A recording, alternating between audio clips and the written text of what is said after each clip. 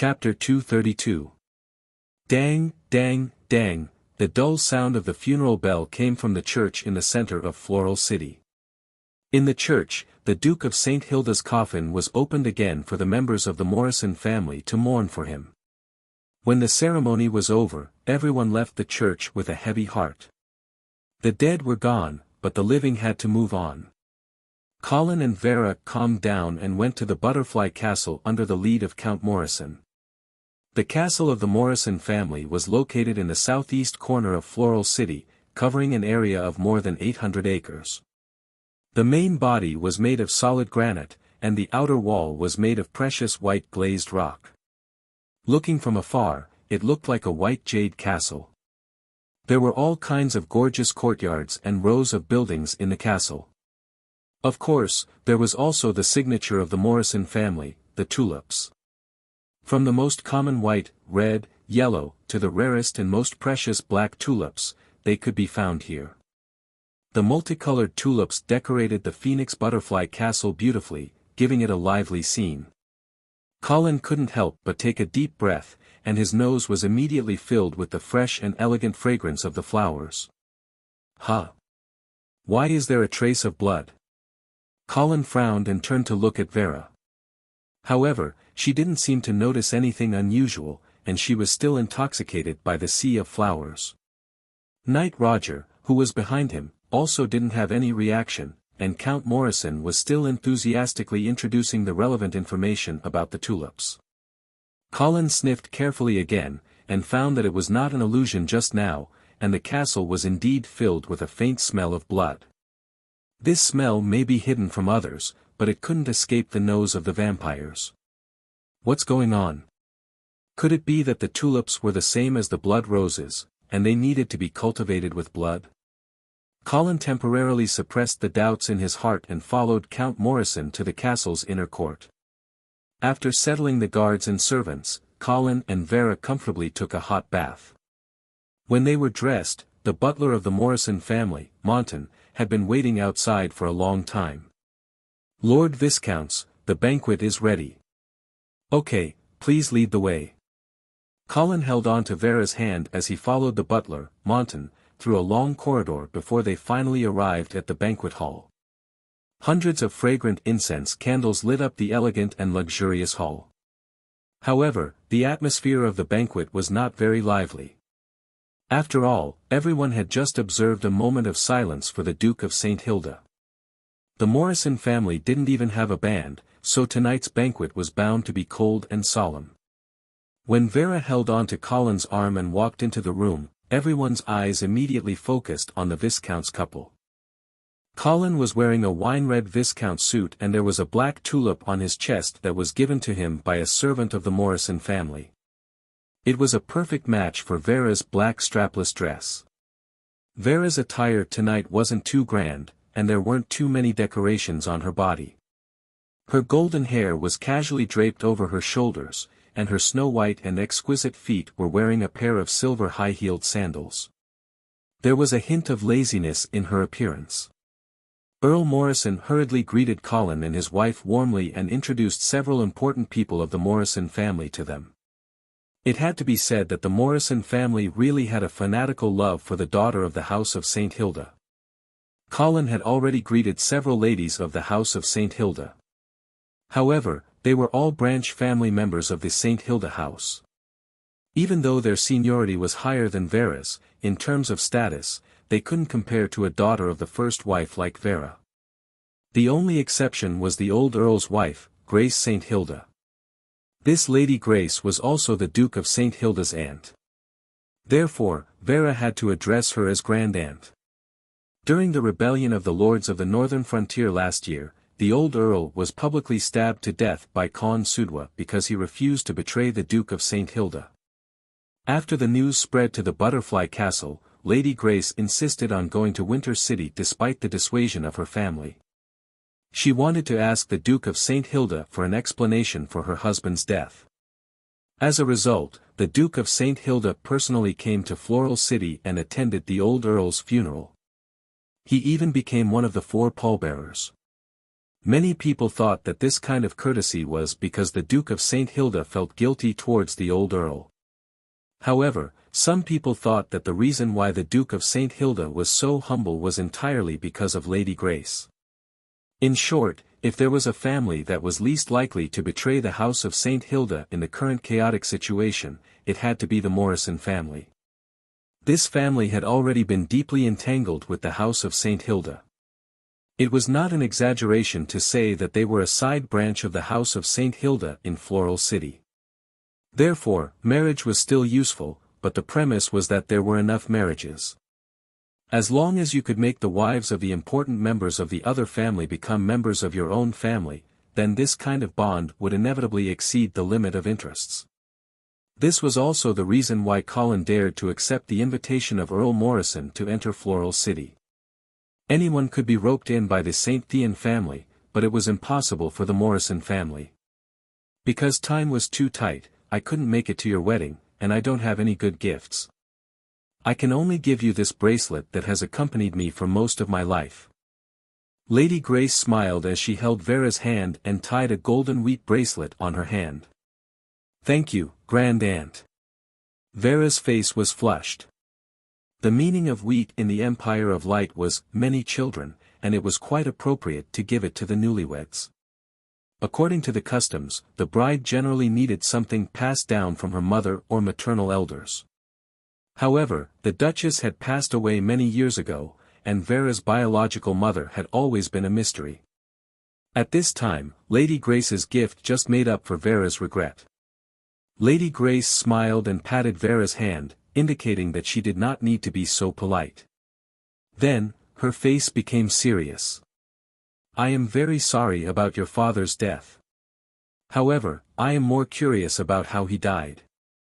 Vera told her about the situation at the wedding and added her own speculation about the Duke's death. Is it a forbidden spell similar to the Eyes of Petrification? Lady Grace thought for a moment and nodded. You guessed it right. It must be a forbidden spell that can kill a paladin. And it is very likely that the one who did it is Mr. C from the St. Thean family. I don't think so. Earl Morrison shook his head and said, casting a forbidden spell requires the sacrifice of one's life. However, Mr. C has been planning for so many years to take over the northern frontier, and he is about to succeed. Why would he be willing to exchange his life for the life of the Duke of St. Hilda at this time? I think so too. Scholar Dwayne nodded and agreed with Earl Morrison's words. If the St. Thean family was at an extreme disadvantage, then Mr. C might have made such a desperate counterattack. However, the current situation at the northern frontier, Scholar Dwayne did not continue, but everyone knew that the St. Thean family should have the upper hand in the current situation at the northern frontier. Lady Grace coughed twice to attract everyone's attention. She then sighed and said, perhaps, the cost of this forbidden spell is not borne by Mr. C. Scholar Dwayne curiously asked, oh. Respected Madam Grace, could it be that you know something? Just before the banquet, I just received a piece of news. Lady Grace looked dignified. Fallen Eagle City has been burned to ashes a few days ago. What? Everyone was immediately shocked by this news. Except for Colin. Of course, he already knew about this news, but he never said it. Thus, Madame Grace's news did not surprise him at all. However, Colin discovered something else that was very interesting. Even Count Morrison had only just found out about it.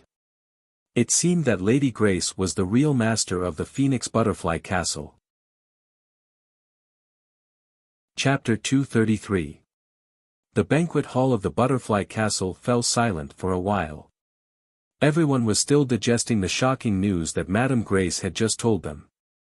After a long while, a series of questions came out from everyone's mouth.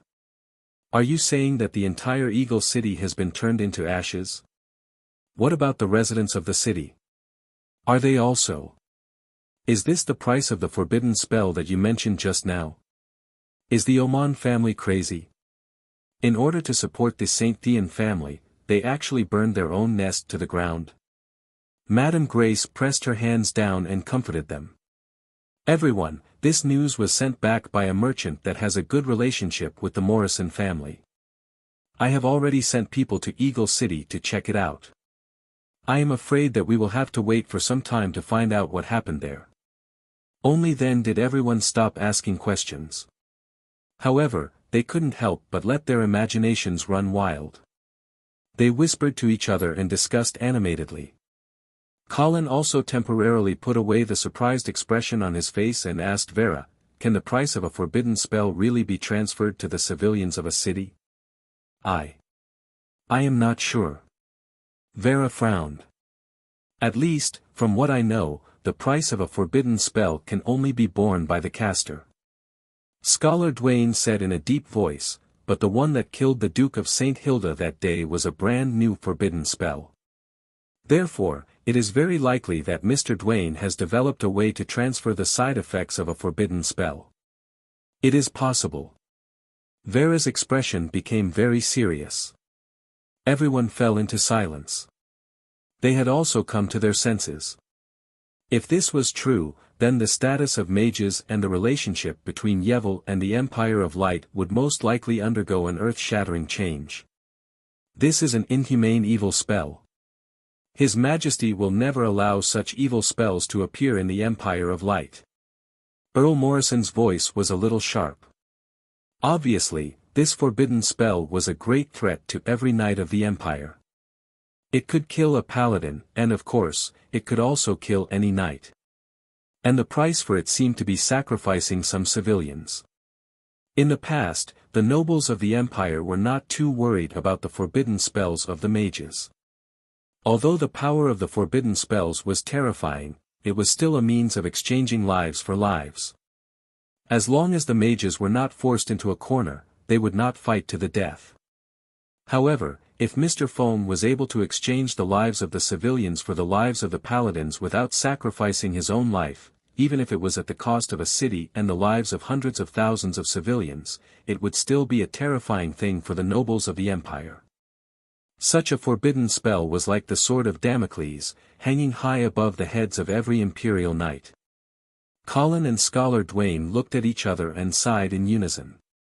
According to their previous analysis, the release of this forbidden spell in Fallen Eagle City was most likely approved by Emperor Reinhardt. The Emperor wanted to use this opportunity to restrain his uncle, the Holy Knight Prince Lacy. As for whether or not the Emperor's actions would bring trouble to himself, or even cause an even greater disaster, he could only wait and see how the situation developed. Madame Grace patted Count Morrison's arm, indicating that he did not need to be too alarmed. After we investigate the situation in Fallen Eagle City, I will send a letter to Imperial Dragon City and inform His Majesty. I believe His Majesty will not allow such an evil wizard to continue wreaking havoc within the Empire's borders. She then looked at Colin and asked, "Viscount Angley, are you going to escort the Duke's body back to Frostwinter?" Colin nodded and said, "Yes.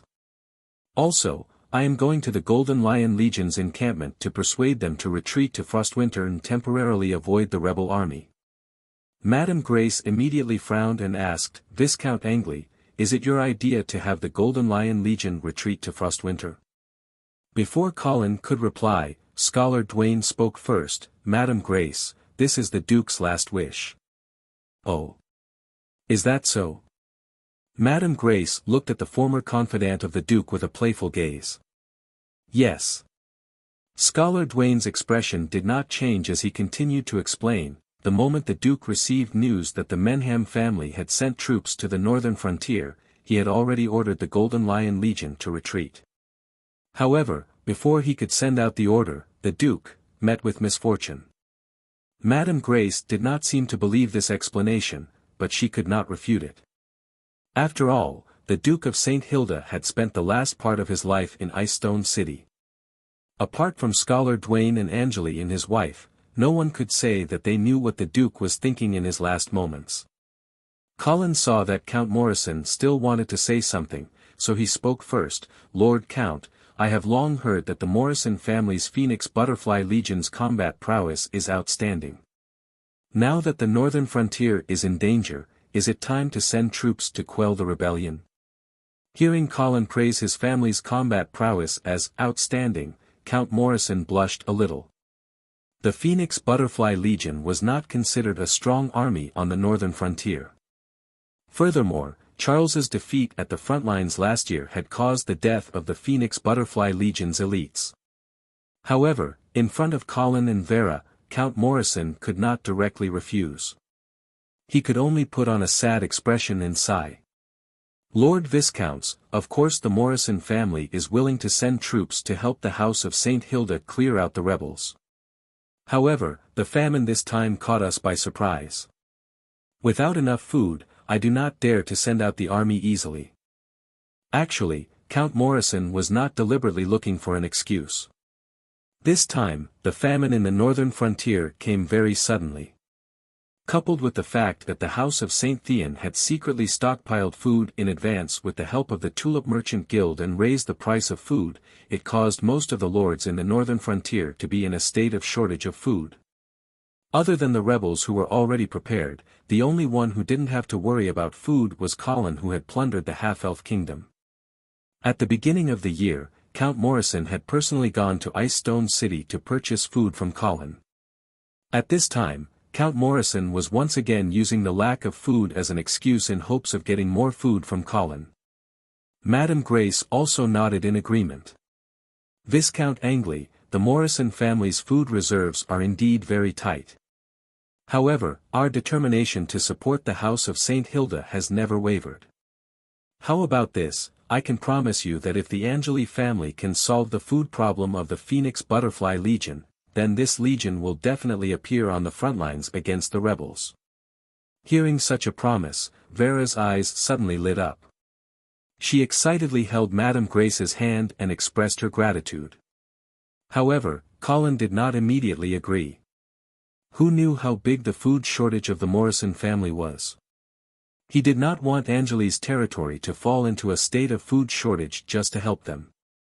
Moreover, after Scholar Dwayne's analysis, Colin had already determined the most suitable strategic choice for the current situation: defense. Dragging the war into a stalemate, splitting up the vassal forces of the St. Thean family, and even finding a way to push Vera to the position of Dukes of the North first. This was the best choice. He did not want to take the initiative to fight to the death with the rebels. The Morrison family is indeed loyal to the northern frontier. Colin laughed as he flattered the other party. He then said carelessly, "How about this, Lord Count? You can first calculate the food needs of the Phoenix Butterfly Legion, then send someone to Ice Stone City to discuss with my butler Eamon." "Thank you so much." Count Morrison excitedly held Colin's hands. The Angeli family's help, the Morrison family will always remember it. Madame Grace seemed to have seen through Colin's perfunctory attitude, so she did not say anything more. Instead, she held Vera's hand and chatted about daily life. This old madam did not seem to be keen on taking the initiative to send out troops to fight the rebels. Colin did not mind. He raised his wine glass and began to entertain the gentlemen and noblewomen who came to chat. However, his mind was still paying attention to the faintly discernible smell of blood, trying to figure out its source. Chapter 234. The banquet at the Butterfly Castle ended at 8 o'clock. After returning to their residence, Vera took off her high heels and said to her husband, "Colin, Mrs. Grace just told me that Earl Morrison wants to marry Cousin Nina. She wants me to help her." Colin laughed on the spot. Scholar Dwayne had guessed correctly. The Morrison family really wanted to marry St. Hilda. Was this a perverted obsession, or was it a family tradition that could not be abandoned, or did they have other motives? Colin did not know this so-called Nina St. Hilda. However, even if her surname was also St. Hilda, it should not be enough for an earl to want to marry her. How can you help him? Now that the Duke of St. Hilda has just died, the position of the head of the family is vacant. Even if Earl Morrison wants to marry Cousin Nina, he will not be able to find anyone to make the decision. Vera was sitting in front of the dressing table at this time. She took off her sapphire earrings and said, "Mrs. Grace also knows that." She said that there is no need to rush this matter. After the rebellion in the northern frontier subsides, the position of the Dukes of the North will be decided. Only then can we talk about Earl Morrison's marriage. Colin looked at Vera as she took off her long dress, revealing her slim waist and long slender legs. He smiled and said, "Don't worry, Vera. Did Mrs. Grace say anything to you about who will inherit the position of the Dukes of the North?" It seemed that Colin's burning gaze made Vera's face turn slightly red. She turned around and glanced at the man. She quickly changed into her silk pajamas and shook her head. "No. But shouldn't Joyce be the one to inherit the position of the Dukes?" Colin looked at his ignorant wife and suddenly realized that he should also have a frank and honest talk with her. Otherwise, she would not have thought that he could also fight for the position of the Dukes of the North. Joyce is not a Marquis of the Northern Frontier. How can you say that it's a should? Vera was obviously taken aback by Jiang Yuning's question. But according to the order of succession, Joyce is indeed at the front of the line of succession. Colin untied his bow tie and threw it on the table. He then walked over to Vera and gestured for her to help him take off his suit. But Joyce is only 10 years old. Do you think it's appropriate for a child like him to become the ruler of the northern frontier? Vera was unbuttoning Colin's shirt as she raised her head and looked into the man's eyes with a puzzled expression on her face. Is there a problem? There's no minimum age limit in the Overlord law. Colin shook his head. I'm not questioning Joyce's qualifications to be the successor, but I'm worried that such an immature child really has the ability to deal with the current chaos on the northern frontier. Vera could not help but frown as soon as she heard Jiang Yuning's words.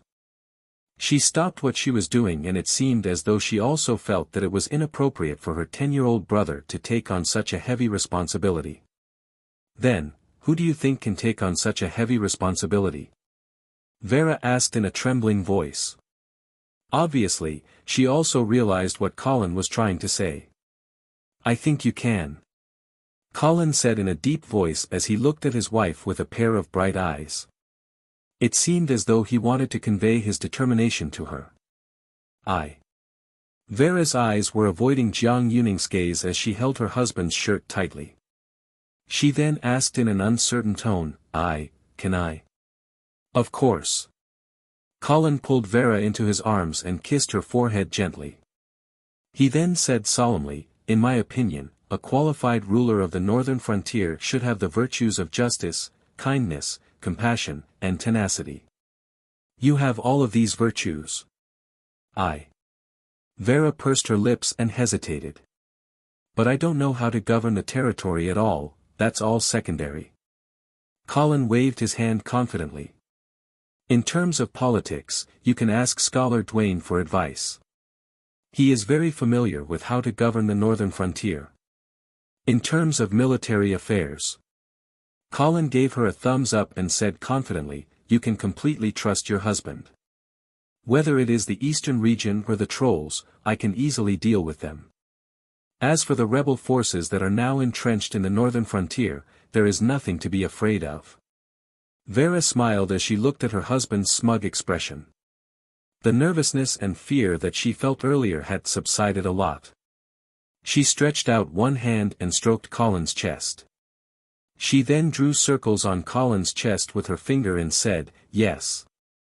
My husband is now a great hero who has killed the Troll Emperor with his own hands. Colin laughed as he grabbed his wife's red lips and gave her a deep French kiss. He then asked, how is it? Do you have the confidence to become the Lord of the Northern Frontier? Vera lay on Colin's chest and did not speak. When Colin saw this, he spoke again, if you don't take the initiative to take on this heavy responsibility, aren't you afraid that Joyce's young shoulders will be crushed by this heavy burden? Think about it. Given the current situation on the northern frontier, do you think that a 10-year-old child will be able to cope with it safely? Vera was silent for a long time before she finally raised her head.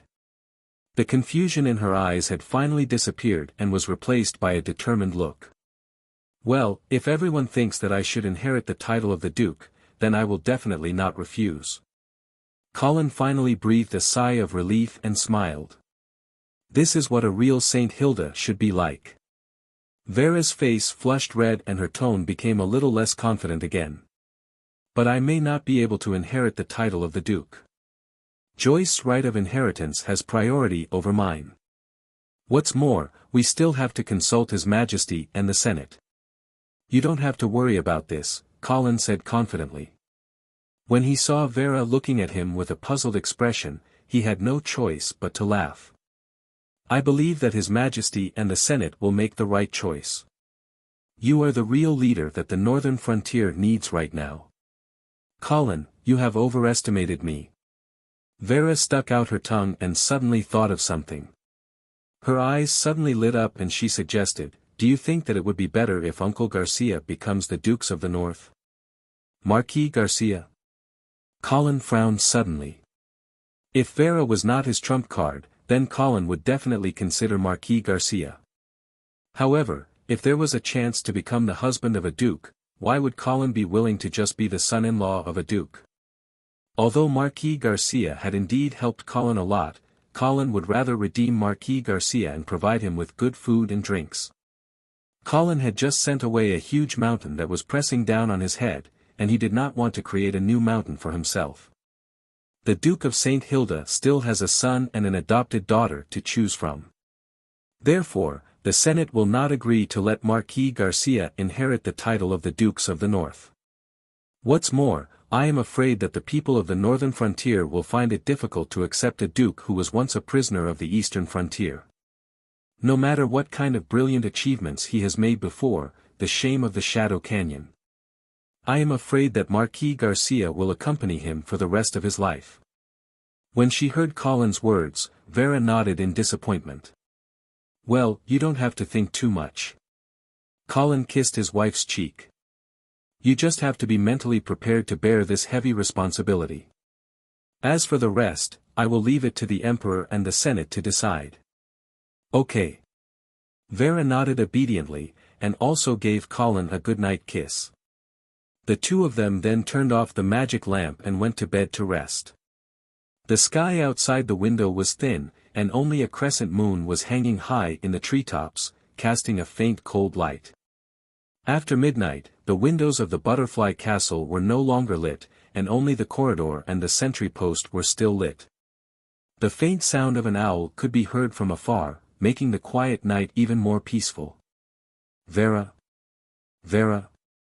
Colin called a few times in his wife's ear, and when he saw that she had fallen asleep, he quietly got up, put on his casual clothes, and jumped out of the window. The air was filled with the fresh and elegant fragrance of tulips, as well as a faint smell of blood. Chapter 235. Ta-ta-ta, among the heavy footsteps, a group of fully armed guards patrolled past. The light from the torches gradually dissipated as they went further away, and the courtyard was once again shrouded in darkness. In the shadows of the corner, Colin slowly quickened his pace. Following the faint smell of blood, he gradually came to the northwest corner of Phoenix Butterfly Castle. A strong stench assaulted Colin's nostrils, almost causing him to faint. It was the smell of horse dung. Only then did Colin realize that he had come to the stable. Damn it! Colin cursed in his heart. The smell of blood was covered by the smell of horse dung, and it was a little difficult for him to identify the source. Fortunately, this place was already at the edge of Phoenix Butterfly Castle, so Colin began to search around. Soon, he found the source of the smell of blood again, the clock tower. This was an old clock tower that had experienced hundreds of years of wind and rain. The mottled outer wall and the vines that crawled on it were traces left behind by time. Clang! It was exactly 1:00 in the morning, and the old clock tower let out a dull and hoarse sound. Colin hid in the shadows not far away, but he did not immediately go forward. Because, with just a rough check, he had already found 3 hidden sentries around the clock tower. There must be something wrong here. However, Colin was not confident that he could enter the clock tower without alerting the hidden sentries. Just as he was about to leave, the thick door of the clock tower suddenly opened. With a creak, a wheelchair was pushed out. The face of the man in the wheelchair could not be seen clearly, but Colin could guess the identity of the other party. Count Morrison's father, Franco Morrison. After the death of the old count, his son, Franco, was supposed to be the first heir to the title. Unfortunately, Franco was seriously injured in a battle many years ago and had been paralyzed ever since. Therefore, the title of count was passed on to his son, Sycan Morrison, who was the grandson of the old count. Colin looked at Franco's back as various thoughts flashed through his mind. In the end, he still quietly followed. Franco's wheelchair was not fast, and it was moving along the central axis of Phoenix Butterfly Castle towards the inner courtyard. Along the way, they met a group of patrolling guards, who immediately stopped to greet Franco. From their greetings, Colin also confirmed Franco's identity. After some distance, seeing that Franco was about to enter the main castle, Colin deliberately increased his footsteps and walked out of the shadow. Sure enough, Franco also stopped. Viscount Angley. Under the moonlight, Franco recognized Colin. You are Knight Franco. Colin pretended to be surprised. However, this was indeed their first meeting. Franco did not attend the morning ceremony and the welcoming banquet. This Knight Franco looked to be in his 50s. He had a gloomy temperament, a thin face, long and narrow eyes, and thin, bloodless lips. Years of paralysis had ravaged this once famous knight of the Northern Territory to the point that he was extremely haggard. You are. Oh, I couldn't sleep late at night, so I came out for a walk. I hope I didn't disturb you. Colin walked up with a smile. Sure enough, the smell of blood was getting stronger. Of course not. I couldn't sleep either, so I came out for a walk. Franco nodded his head and looked at his right hand. While Colin was puzzled, the maid who pushed the wheelchair explained softly, Sir Viscounts, Sir Franco wants to shake hands with you. Colin then bent down slightly and held Franco's skinny right hand. It was cold and slippery, as if he was holding a dead fish. I'm sorry, I couldn't attend your welcoming banquet. Franco smiled apologetically. You're welcome. Colin quickly let go of Franco's hand and smiled, you were injured because you fought against the trolls. You are a knight worthy of respect. Franco laughed self-deprecatingly, I'm just a poor guy who was defeated by the trolls. You, on the other hand, annihilated 100,000 trolls outside the Howling Wind Castle, and personally cut off the head of the Troll Emperor before the King's city. With such achievements, you deserve to be the hero of the northern frontier, the role model of a knight. If it weren't for my physical inconvenience, I would definitely give you the most noble knight etiquette. Colin waved his hand again and said modestly, this is all thanks to the brave soldiers who killed the enemy. I dare not take the credit alone. Franco smiled, and then changed the topic, did Sycan tell you that he wants to marry Miss Nina? Yes. Madame Grace did ask Vera to help the count. Colin thought that Franco also wanted to help his son. Unexpectedly, Franco slowly shook his head, can you tell Miss Vera that she does not agree to this marriage? Oh. Why? Colin was puzzled. Wasn't the Morrison family, St. Hilda's daughter complex? Why did Franco not want his son to marry Nina? Franco's expression was a little gloomy. After hesitating for a moment, he asked, Sir Viscounts, do you know why the Morrison family is obsessed with marrying the daughter of the House of St. Hilda? Why? Colin asked with interest. You should have heard of the theory of blood purification, right? Franco asked. Colin nodded. In fact, this was what Scholar Dwayne had told him. In short, people in this world believed that blood was an important determinant of the upper limit of the family's descendant strength. The reason why the Paladin family could continue to produce paladins was because of their noble and sacred blood. Therefore, the nobles of the Empire of Light had a period of time crazily chasing after the noble daughters of the Paladin family, trying to marry them and purify their own bloodline. However, the reality was cruel. Since the founding of the Empire of Light, the number of Paladin families had not increased at all. Those nobles who married the daughters of the Paladin family for several generations found that the strength of their descendants did not increase at all. On the contrary, the power of the Paladin family spread through the means of marriage. Their attempt to purify their bloodline only helped the Paladin family to consolidate their rule. Therefore, gradually, the nobles no longer diligently pursued the daughters of the Paladin family, and marriage became more practical. However, the Morrison family was an exception. It seemed that they still had not given up on the theory of blood purification and were still persistently pursuing the daughters of the House of St. Hilda. Franco said with a solemn face, "The Morrison family has been deeply poisoned by this theory. Due to the teachings of the ancestors and the traditions that have been formed over many years, the family members can no longer see the reality clearly. Therefore, I hope that you can help me to stop this tragedy from continuing." Tragedy? Colin was stunned. This can't be a tragedy, right? A painful expression appeared on Franco's face. You may not know this, but I originally had 2 brothers. However, one of them died young, and the other was born with a deformity. It was estimated that he could not live for more than a few years. He had to endure inhuman pain, so his father reluctantly killed him. And my child, Sai-Ken, is not the only one, but his brothers and sisters. They are either mentally retarded or disabled. Therefore, the bloodline of the House of St. Hilda is no longer a gift to us, but a curse. Colin finally understood what Franco meant by tragedy.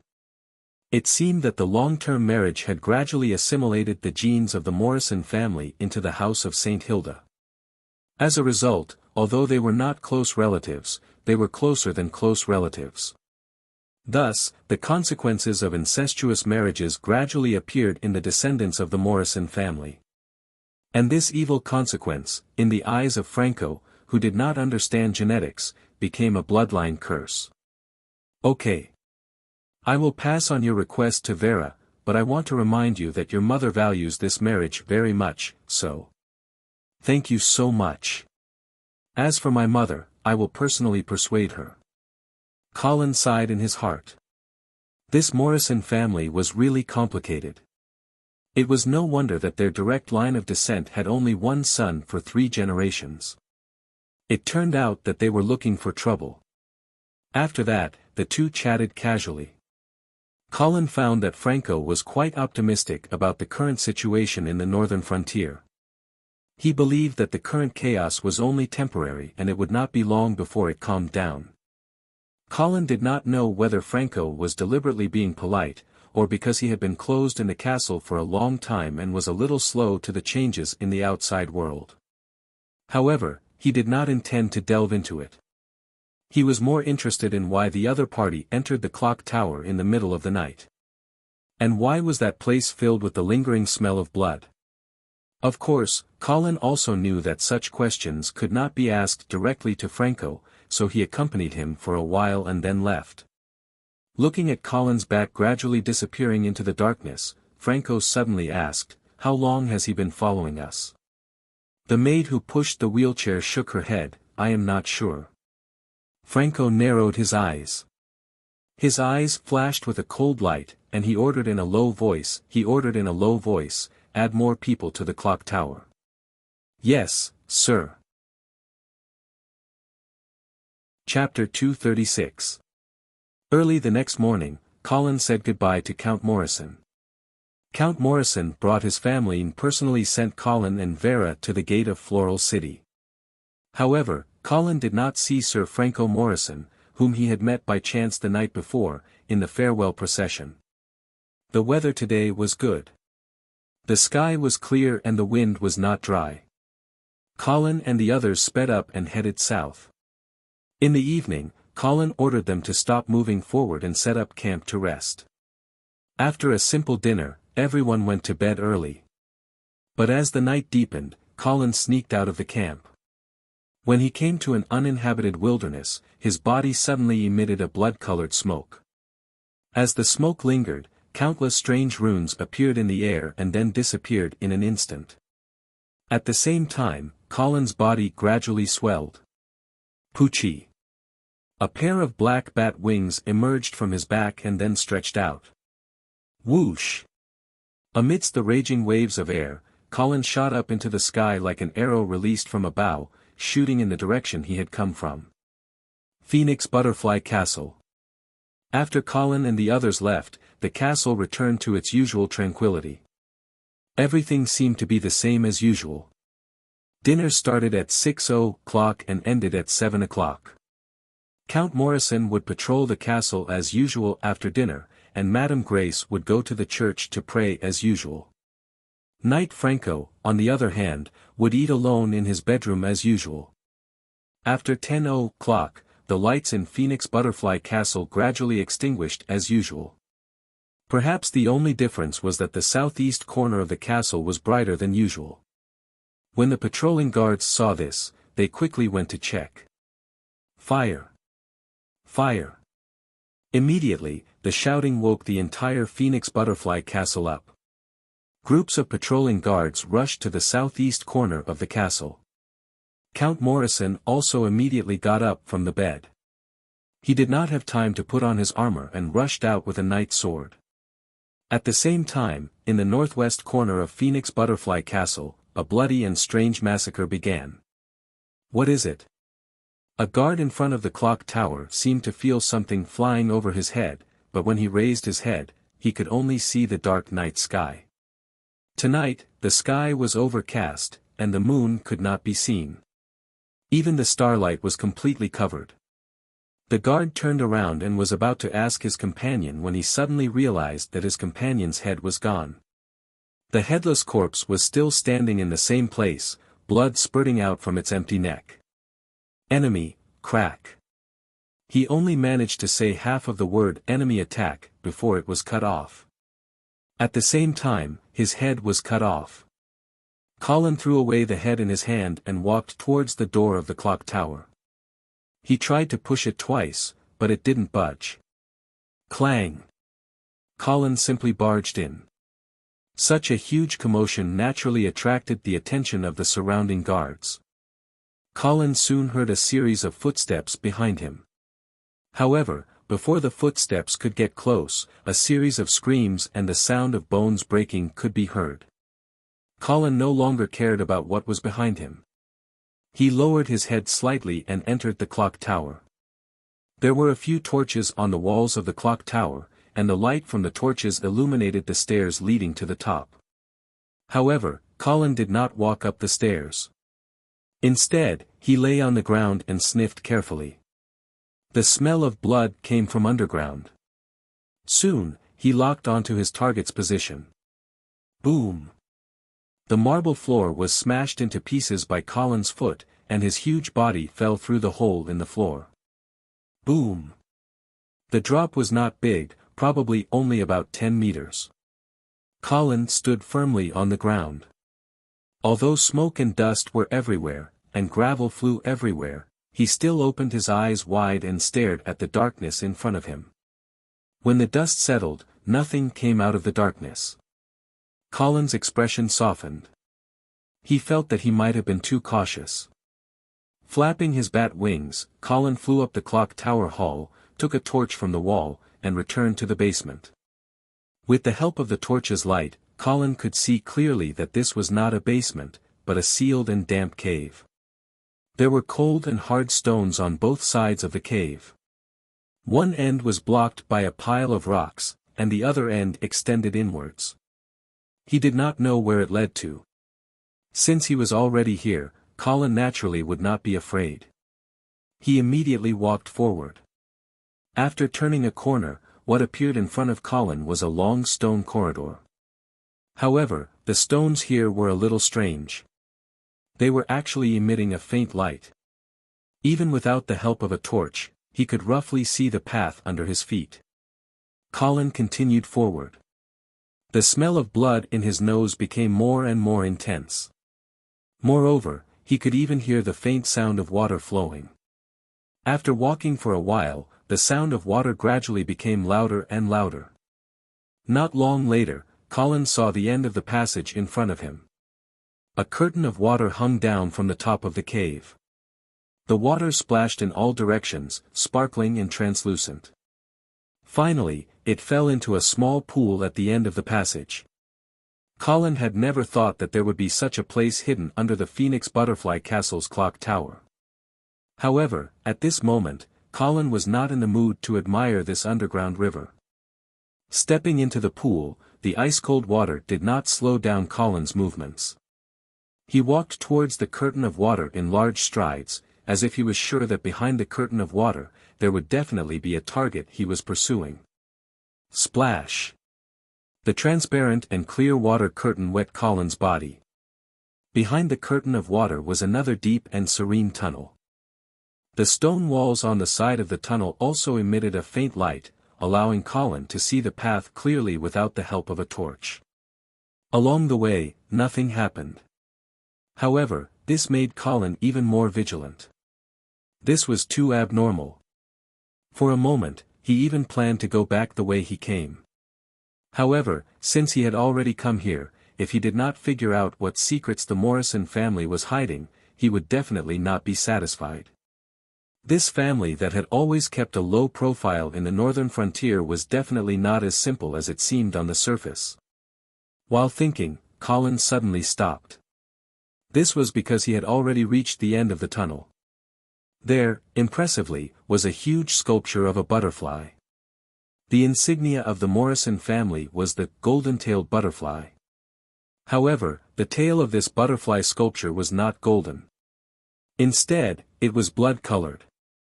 Colin looked at the blood-tailed butterfly in front of him and carefully approached it. After passing by this sculpture, he unexpectedly arrived at a rather spacious underground space. Just as he entered this place, a strong smell of blood assaulted his senses, almost causing Colin to suffocate. Considering his identity as a vampire, Colin increasingly felt that there was a terrifying scene ahead. Sure enough, when he clearly saw the situation in this underground space, his whole person was stunned on the spot. Blood. Endless and endless blood. The stone walls were covered in blood. The air was filled with the smell of blood. The ground, it was completely a huge pool of blood. Above the pool of blood, there seemed to be a huge spiderweb-like thing. And within this spiderweb, there were many cocoons. Within the cocoons, there were clearly living people. Traces of blood continuously dripped from these living people, falling into the pool of blood. Seeing this scene before his eyes, even as a vampire, Colin, who had the bloodthirsty characteristic, could not help but feel a bone-chilling chill from the bottom of his heart. What kind of Azura hell was this? What did the Morrison family want to do? Bang! Just as Colin was in a daze, an armored man suddenly scuttled out of the pool of blood. Brandishing a blood-red longsword, he directly chopped down at Colin. Chapter 237. Boom! Blood splattered everywhere, and gravel flew everywhere. However, the blood was not Colin's, but was brought out from the blood pool by the armored man. At that moment, Colin quickly retreated, narrowly avoiding the armored man's slash. At the same time, he also saw the energy used by the other party. It was holy light. So, this was also a knight. The armored knight's sword missed, and he immediately approached again, stabbing at Colin's throat. Colin did not panic at all, because he had almost determined that the armored knight was a fourth-rank knight. Although Colin was also a fourth-rank knight, in the state of true body, ordinary fourth-rank knights were no match for him. Clang! Colin quickly blocked in front of his body with his arms. The blood traces on his skin seemed to be alive, emitting a heart-palpitating energy. When the armored knight's longsword landed on the surface, it only left a faint mark that was barely visible. Bang! A dark golden flash suddenly lit up in the cave. Colin's bat wings suddenly opened, as if he was flying. His huge figure completely enveloped the armored knight. Crack! With the sound of bones breaking, the armored knight's entire right arm was cut off. However, after suffering such a heavy injury, the armored knight did not make a sound, as if he did not feel pain. His blood-red eyes stared blankly at Colin through the holes in the armor, without a trace of human emotion or reason. At the same time, the armored knight's body quickly retreated, as if he knew that he was no match for Colin, and wanted to hide in the blood pool. "Want to run?" Colin sneered, and his bat wings suddenly shook. Under the turbulent air waves, he rushed toward the armored knight like lightning, his hands crisscrossing like scissors, grabbing the other party's head. But at this moment, the blood pool suddenly exploded again. Bang! In the splashing blood, a huge red figure suddenly jumped out, holding a huge white shield in his hand, and rushed toward Colin. This time, the figure that appeared was more than 4 meters tall. His body was not inferior to Colin after his transformation. His whole body was like a giant tank, carrying an unstoppable momentum as he rushed over. Colin instinctively sensed danger. He immediately threw down the armored knight with the long sword in front of him, flapped his bat wings, and leaped backward. Rumble! In an instant it was as if a volcano had erupted. The enormous power caused the entire cave to tremble. The stone ground suddenly exploded, and a large amount of gravel shot out like bullets, hitting Colin's body and even causing bruises. This knight with a huge shield was at the 5th tier. The original armored knight took this opportunity to dive back into the blood pool and disappeared. Before Colin could regain his footing, the newly appeared armored knight pulled out a white spear from behind the giant shield. The tip of the long spear suddenly lit up with a trace of blood. Hiss! Lines of blood suddenly shot out from the blood pool and converged at the tip of the spear. The entire spear turned red in an instant, and a demonic blood light constantly circulated. It looked as if it was made of blood.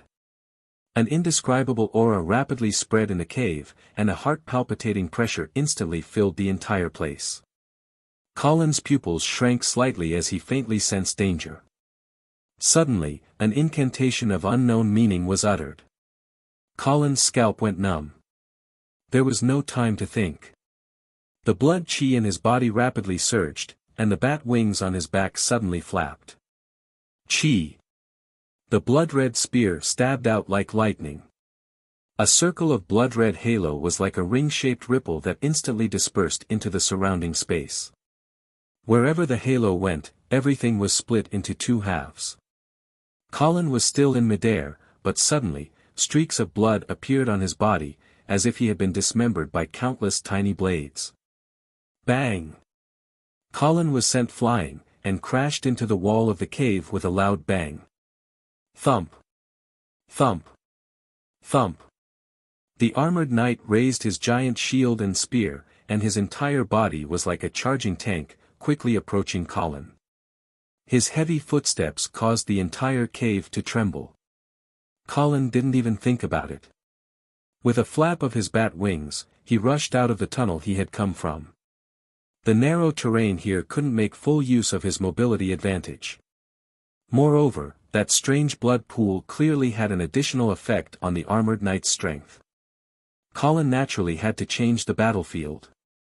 Seeing Colin running away, the armored knight suddenly let out a strange scream that didn't seem human, and immediately chased after Colin's figure into the tunnel. Waiting until the footsteps of the 2 people were getting farther and farther away, the cave regained its tranquility.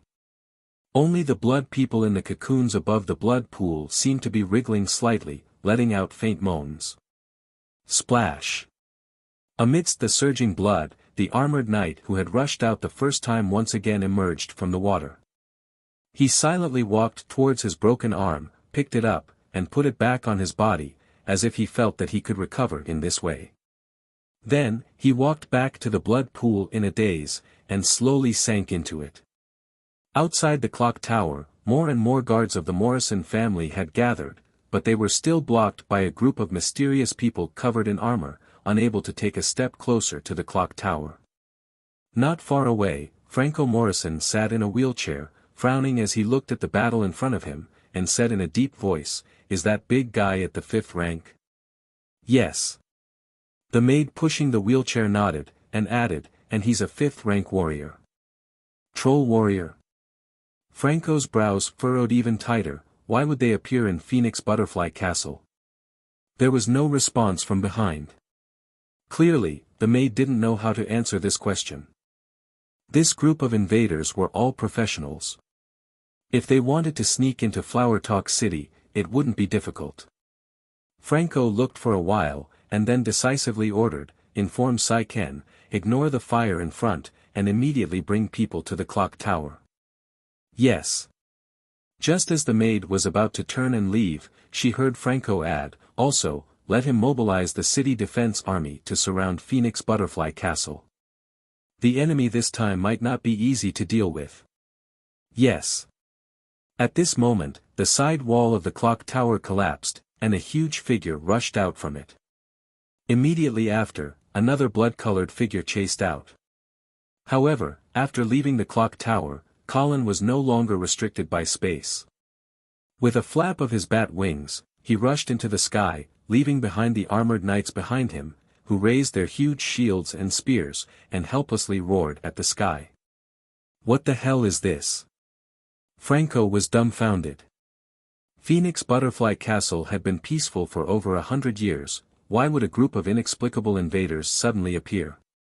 Colin stood in the air, looking at the Blood Shadow Guards fighting with the guards of the Morrison family below, and then looking at the guards of Phoenix Butterfly Castle gathering in the distance. He understood that today's investigation would have to stop here.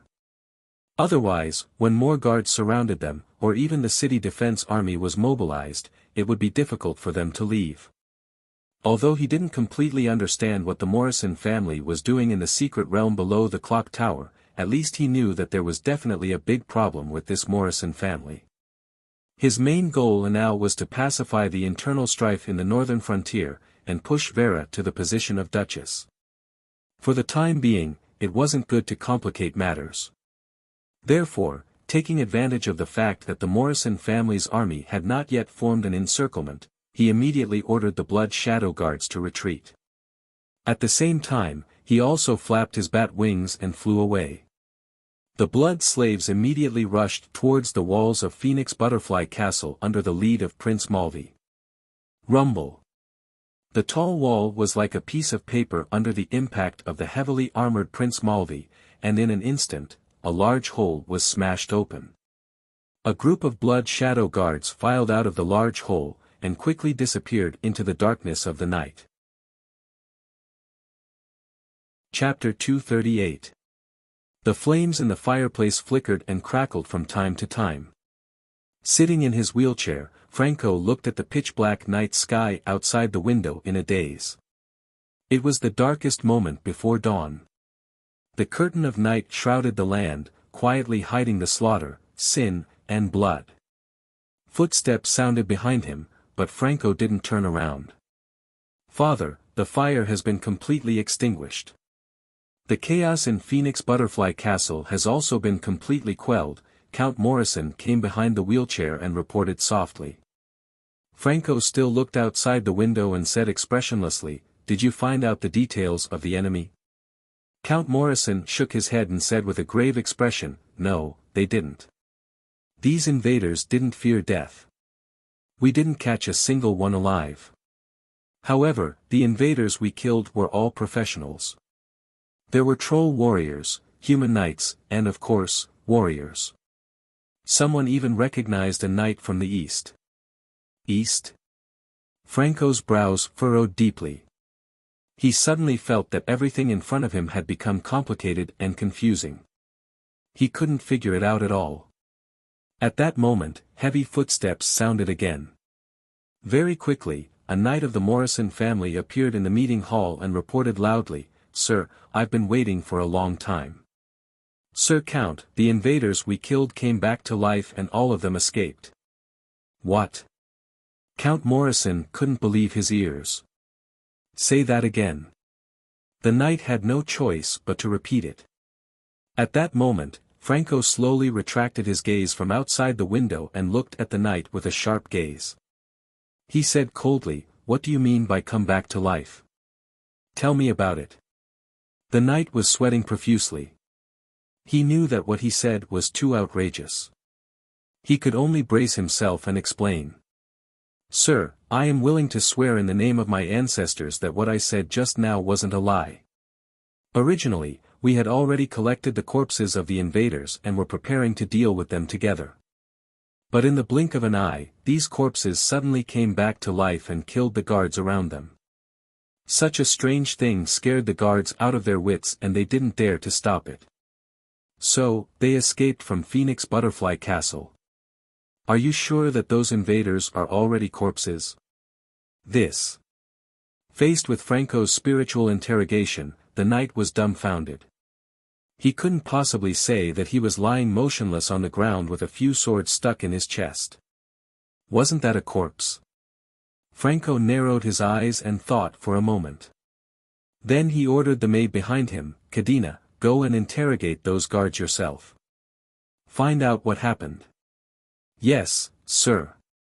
The maid nodded and walked to the knight's side. She crooked her finger and motioned for him to follow her out. The knight hurriedly bowed to Count Morrison and Franco as if he had been pardoned and followed Cadina out of the meeting hall. Father, what's going on? The series of events that happened tonight made the young Count Morrison lose his head out of fear. Even his voice was trembling. Franco looked at his son, who was panicking, and scolded him, "Why are you panicking?" Count Morrison hurriedly lowered his head and forced his wandering gaze to focus on his feet, not daring to meet his father's sharp gaze. The atmosphere in the hall instantly froze. It was so quiet that one could almost hear Count Morrison's rapid heartbeat. After a long while, when Count Morrison's heartbeat finally calmed down, Franco's deep voice sounded once more. "Do you know the Winged Knight?" Winged Knight? Count Morrison was stunned for a moment before he came back to his senses. Are you talking about the knight who appeared in Silvery Moon City and killed the previous half-elf king? Franco nodded. Yes. According to the information I received, the monster that flew out of the clock tower tonight should be the Winged Knight. Count Morrison thought for a moment and said hesitantly, "Father, then which faction does this Winged Knight belong to? Why did he come to Phoenix Butterfly Castle?" Franco pondered for a moment and said, "I suspect that this Winged Knight should be an assassin secretly cultivated by the Angeli family." The Angeli family? Count Morrison exclaimed. Yes. Viscount Angeli just left Phoenix Butterfly Castle, and this Winged Knight came right after. How could it be so coincidental? Moreover, Viscount Angeli was also present when the coup happened in Silvery Moon City. If it happened once, it might be a coincidence, but if it happened twice, there must be some sort of connection. Hearing Franco's explanation, Count Morrison nodded in agreement, but immediately after, his expression became panicked again. "Father, if this was really arranged by Viscount Angeli, then he must know about the situation below the clock tower. What should we do?" Franco didn't say anything and only looked at his son coldly. Only when he calmed down again did he say indifferently. "So what if he saw the situation below the clock tower? Does he know what it is? Moreover, does the Angeli family not have any secrets? Winged Knights, and those suspected unkillable professionals. I think the Angeli family has no less things hidden in the dark than us. Moreover, his main target now is the Saint Thean family. He can't possibly provoke us at this time." Only then did Count Morrison feel a lot more at ease. He let out a long sigh and thought for a moment before asking. After thinking for a moment, he asked, "Father, then should we still send an envoy to Ice Stone City to discuss the matter of supplying food and sending troops?" "Why not?" Franco said indifferently, "Don't make a fuss just because the other party saw your secret. It's still hard to say whether the Angeli family is our friend or foe. You should know that sometimes, letting the other party know a bit of your secret will instead make it easier to gain trust. All right, I will send an envoy to Ice Stone City tomorrow." Just as Count Morrison finished speaking, a figure appeared at the entrance of the hall. Seeing that it was Madame Grace's maid, Franco asked. Mother was also startled awake. "Yes, Madame wants to know what happened." Franco turned to look at Count Morrison and ordered, "Saiken, go explain to Mother." "Yes, Father," Count Morrison hurriedly replied. Not long after they left, Franco's maid, Cadina, appeared again. Sir, I personally asked. Those invaders actually didn't all come back from the dead. There were still 3 corpses left at the scene. That's why I suspect that those invaders who escaped were actually playing dead. A bunch of idiots. Don't they know how to add salt to the wound? Franco cursed in a low voice and no longer bothered with the matter.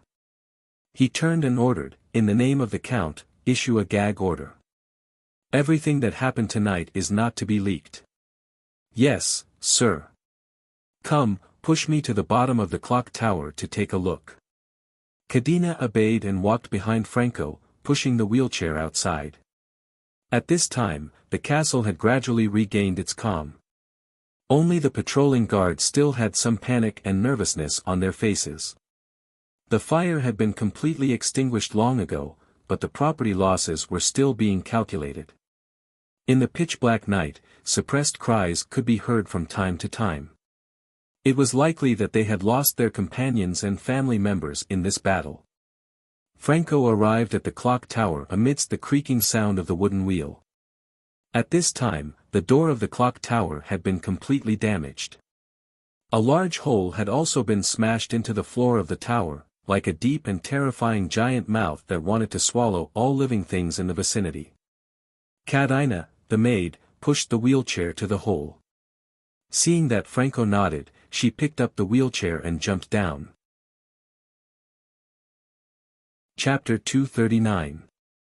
Colin, did you not sleep well last night? Vera looked at Colin, who was yawning, and asked with concern. At the same time, she handed over a roasted deer leg. Colin took it and said with a smile, "It's nothing. I was awakened by a few mosquitoes in the middle of the night, and I couldn't sleep after that." "Then do you want to take a nap in the afternoon?" "No, I will continue my journey after lunch. The earlier I withdraw from the Golden Lion Legion, the earlier I can feel at ease." "Okay." Vera no longer tried to persuade Colin, and she handed him a few pieces of white bread. Scholar Dwayne's eyes flashed because he saw that when Colin reached out to take the food, there were several obvious scratches on his arm. However, he didn't ask anything. Smart people were like this. Even if they saw the problem, they knew that they shouldn't ask. In fact, Colin also noticed Scholar Dwayne's gaze, but when he saw that the other party pretended not to see it, he took a bite of the roasted deer meat and took the initiative to speak. "Scholar Dwayne, what kind of family do you think the Morrison family is?" Scholar Dwayne paused and said, "Lord Viscounts, I think that the Morrison family has the qualities that an excellent family should have: loyalty, humility, and pragmatism." Colin pondered over the 3 comments given by Scholar Dwayne, and he seemed to have some ideas in his mind. Obviously, the 3 adjectives given by Scholar Dwayne were not chosen randomly. First, loyalty. This meant that the Morrison family was deeply involved with the House of St. Hilda, and there was basically no room for betrayal. Second, humility. This implied that the Morrison family was low-key and not well known in the northern frontier. Finally, pragmatism. This was also the most interesting comment.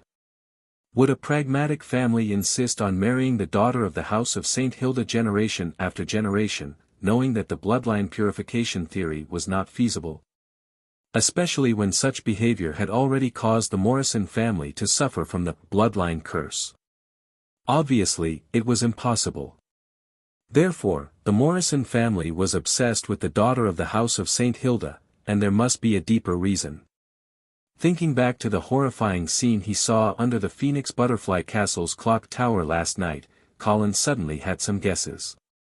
Scholar Dwayne seemed to have seen through some of Colin's thoughts, and advised, "Lord Viscounts, I think you should be more concerned about the Morrison family now." "Oh. Which clan do you think it should be?" "The Oman clan," Scholar Dwayne said decisively. Oman. Colin mulled over the name of his old rival's family. "What do you think?" "Lord Viscounts, you must have heard the news of Fallen Eagle City's destruction in Phoenix Butterfly Castle." Clearly, the Oman family has been abandoned by the Saint Thean family. No, to be more precise, they have been sacrificed. Earl Oman will no longer be loyal to the House of Saint Thean, and his soldiers will definitely hate the House of Saint Thean for destroying their home. So, this is our chance. You want to rope in the Oman family? Colin frowned. He did not wish for Earl Oman to be on the same side as him. Wouldn't that mean that he would not be able to avenge his predecessor? Furthermore, Count Alman, that old bastard, Colin did not feel at ease leaving his back to him. Scholar Dwayne did not seem too keen on roping in the Oman family, and said calmly, I only feel that we can give it a try. However, I suspect that the Saint Thean family already has a plan against the Oman family. They will definitely not let their newly established enemy turn around and join the House of Saint Hilda. So, we should first confirm the situation of Earl Oman and his family's army. If he has not been harmed by the Saint Thean family, then we can indeed rope him in and take advantage of the opportunity to disintegrate the power of the Saint Thean family. Colin nodded and did not say anything, nor did he express his agreement to Scholar Dwayne's suggestion. Scholar Dwayne seemed to want to say something, but he suddenly felt that the surrounding temperature had dropped significantly. Whoosh! A gentle breeze blew past, bringing with it a burst of frost. The bonfire in front of them began to flicker, as if it would be extinguished in the next second. Something is wrong. Colin immediately stood up, threw away the deer leg, and grabbed the sword at his waist. It's an arcane fluctuation. Vera shouted in surprise. There is a sorcerer casting a spell. Moreover, it is an extremely powerful sorcerer. Alert! Search the surroundings. Knight Roger immediately shouted loudly, and at the same time, he sent out a small group of cavalrymen to try and find the sorcerer who was casting the spell. In the blink of an eye, the originally clear sky suddenly became densely covered with dark clouds.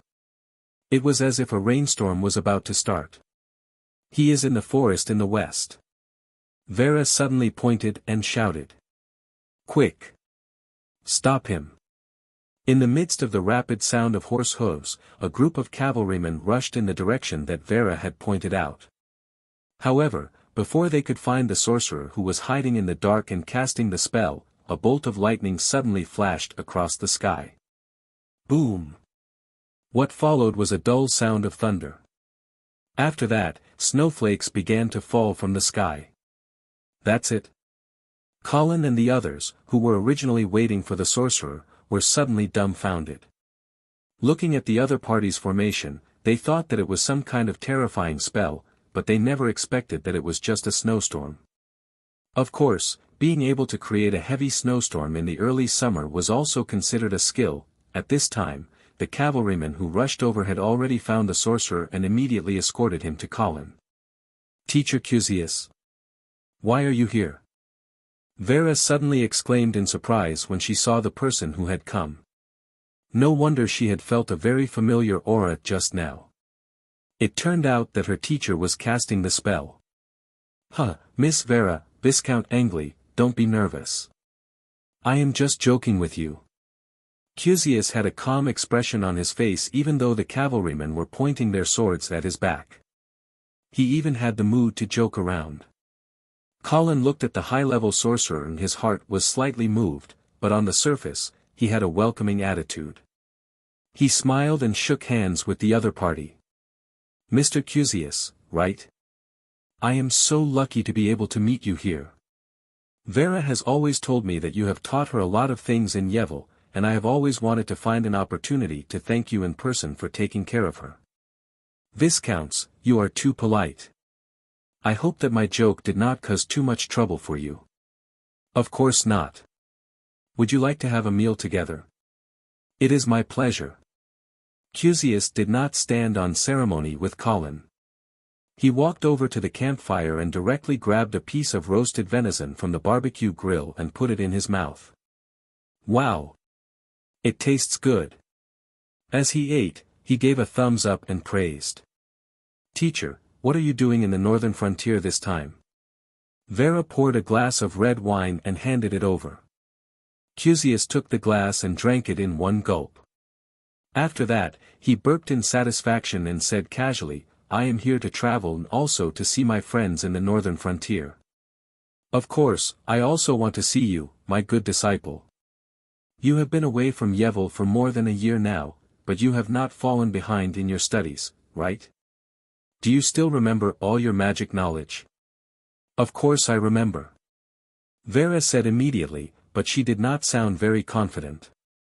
Cusius saw through her at a glance and immediately began to examine Vera's arcane knowledge. Colin looked on coldly from the side, and his vigilance did not decrease at all. The timing of Cusius' appearance was too coincidental. Moreover, according to Vera, this person was a close friend of Mr. Fong from the Saint Thean family. Even the forbidden spell that Mr. Fong had used to kill the Duke of St. Hilda by sacrificing the entire Eagle City was suspected to be an improved version of a forbidden spell called Petrifying Eyes that Cusius had once collected. Under such circumstances, Colin did not believe that Cusius really did not know anything about what had happened in Eagle City. He also did not believe that the other party would suddenly appear here without any ulterior motives. Of course, Colin would not chase him away. After all, he was still Vera's teacher. Moreover, a mage who was hiding in the dark was the scariest. A mage like Cusius who was actively exposing himself was not much of a threat. Chapter 240. At the end of May, the temperature in the northern frontier was quite high. However, there was a layer of ice on the Rapids River. Hey, Sir Viscounts. I told you we could definitely cross. On the solid ice, Wizard Cusius was jumping up and down, showing Colin that there was no problem with his masterpiece. Colin smiled and waved his hand to Knight Roger, let's cross. Knight Roger obeyed and began to organize the cavalry to cross the river. At the same time, he was also on guard against the Dawson family's sentries. However, Colin's group was not a big target, and they were all cavalry that came and went like the wind. Although the Dawson family was on the north bank of the Rapids River, they could not completely seal off the entire river. Of course, it would be different if it was an army crossing the river. This was also why Colin only brought 1,000 light cavalry. If there were too many people, they would be intercepted by the Dawson family if they wanted to cross the river. It might even lead to a fierce battle. After crossing the Rapids River, Colin's group met the sentries of the Golden Lion Legion after half a day. After revealing their identities, the sentries led Colin's group to the Golden Lion Legion's encampment. When evening came, Colin finally saw a huge army camp with Golden Lion flags fluttering in the wind. The main generals of the Golden Lion Legion who had received the news had already lined up outside the camp to welcome Colin's group. On the way here, Scholar Dwayne gave Colin a brief introduction of the higher-ups of the Golden Lion Legion. Knight Nelson, commander of the Legion, and his two deputies, Knight Lewis and Knight Campbell. Of course, as an army under the direct command of the House of St. Hilda, the so-called Legion commander of the Golden Lion Legion was actually just a title. The one who truly controlled this army was the Duke of St. Hilda himself. Of course, if it was the first successor of the Duke, such as Marquis Charles, he would also have the qualifications to lead this army in battle. However, now that the Duke of St. Hilda was dead and the position of Marquis of the Northern Frontier was vacant, it was debatable who the Golden Lion Legion should listen to. At this moment, the attitude of Knight Narson was of utmost importance. Knight Nelson was a middle-aged man with a dignified demeanor. He was over 2 meters tall and had a muscular build, giving him an imposing aura. Knight Lewis was slightly older. His sideburns were graying, and he always had a kind smile on his face. When he spoke, it was as if he was bathing in the spring breeze. Knight Cambanine, on the other hand, had a cold temperament and was taciturn. He also had a hideous scar on his face, which made him seem difficult to get along with. The fact that these 3 knights were able to lead the Golden Lion Legion meant that they were deeply trusted by the Duke of St. Hilda. Their loyalty shouldn't be a problem. After some small talk, Knight Nelson led Colin and the others into the barracks.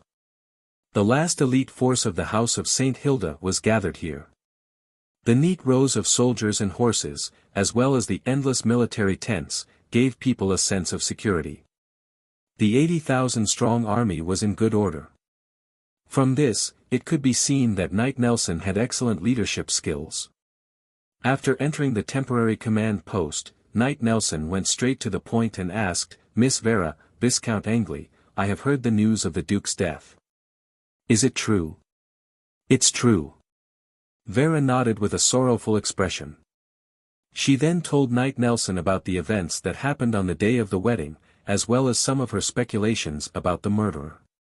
Knight Nelson listened quietly, and the atmosphere in the barracks was filled with sadness and anger.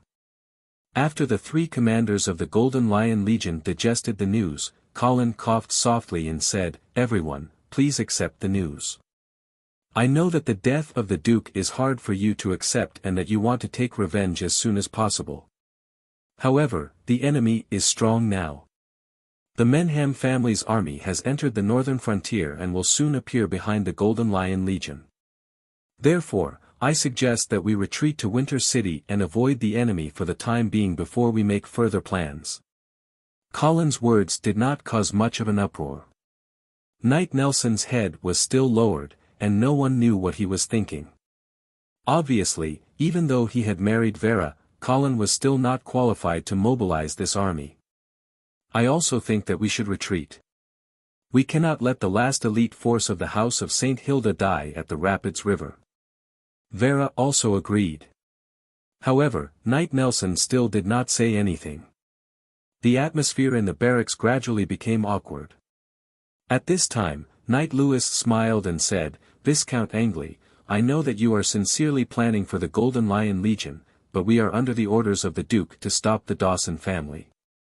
If we retreat, the Dawson family will take the opportunity to cross the Rapids River and invade the territory of the House of St. Hilda. Who will bear the responsibility for this?" Colin shook his head and retorted, "But if you are trapped here and wait for the Menham clan to cut off the army's escape route, then attack from both sides with the Dawson clan. The Golden Lion Legion might not be able to escape defeat." Knight Lewis wanted to say something, but when he saw Knight Nelson slowly stand up, he decisively closed his mouth and threw the problem to the other party. Knight Nelson's eyes swept across Colin's face and finally stopped at Vera. He then asked, "Miss Vera, where is the Duke's body now?" "It is just outside. Can we pay our respects to the Duke's remains?" "Of course." Vera then looked at Colin. Colin nodded at Knight Roger and motioned for him to bring the Duke of St. Hilda's coffin. Knight Roger took the order and left. Once again, the barracks fell into an awkward silence. Colin and Scholar Dwayne looked at each other and saw the dignified look in each other's eyes. The high-ranking officers of the Golden Lion Legion were more stubborn than they had imagined. However, such stubbornness was somewhat baffling to Colin. Even if Knight Nelson felt that Colin and Vera were not qualified to give orders to the Golden Lion Legion, under the current circumstances, if the Golden Lion Legion did not want to be attacked from both sides, the best choice was to retreat to Coldwinter City. Colin did not understand why Knight Nelson and the others were so resistant to this suggestion. Soon, Knight Roger pushed the Duke of St. Hilda's coffin into the barracks. Everyone immediately surrounded the coffin and prepared to pay their respects. With a click, the lid of the coffin slowly opened. Colin placed his left hand on his chest and bowed his head. His face was perfectly painted with a sad expression. However, he immediately heard Knight Nelson's questioning voice. "Viscount Angley, are you sure this is the Duke's body?" "Huh?" Colin raised his head with a puzzled expression. He looked at the coffin and explained, "That's right." He explained, "Knight Nelson, the Duke was petrified by an unknown forbidden spell. Therefore, his body might look a little." Before he could finish his sentence, Colin was stunned. This was because he saw a stone statue of the Duke of St. Hilda lying in the coffin. It was not the petrified Duke of St. Hilda. The two statues looked the same, but they were actually worlds apart. Whether it was the details of the statue or the feeling it gave off, Colin was certain that it was not the Duke of St. Hilda's body. It was just an ordinary statue of the Duke. It had been swapped. Colin was shocked, and he turned his head to meet Scholar Dwayne's shocked gaze. Both of them exchanged glances, and the same thought flashed through their minds. The Morrison family. Chapter 241. Looking at the stone sculpture in the coffin, Colin's mind flashed with thousands of thoughts for a moment. Along the way, only the Morrison family was able to secretly swap the Duke's body with the Duke's body. After all, they had only stayed in Floral City for a night and even opened the coffin for the Morrison family to pay their respects. Who would have thought that they would actually want to steal the Duke's body? What were they trying to do? Colin naturally thought of the blood pool under the clock tower of Phoenix Butterfly Castle. He had a hunch that the reason why the Morrison family wanted to steal the Duke's body was related to the mysterious blood pool. It looks a bit like a stone sculpture, but this is indeed the Duke's body. Colin said firmly. He had to be tough now.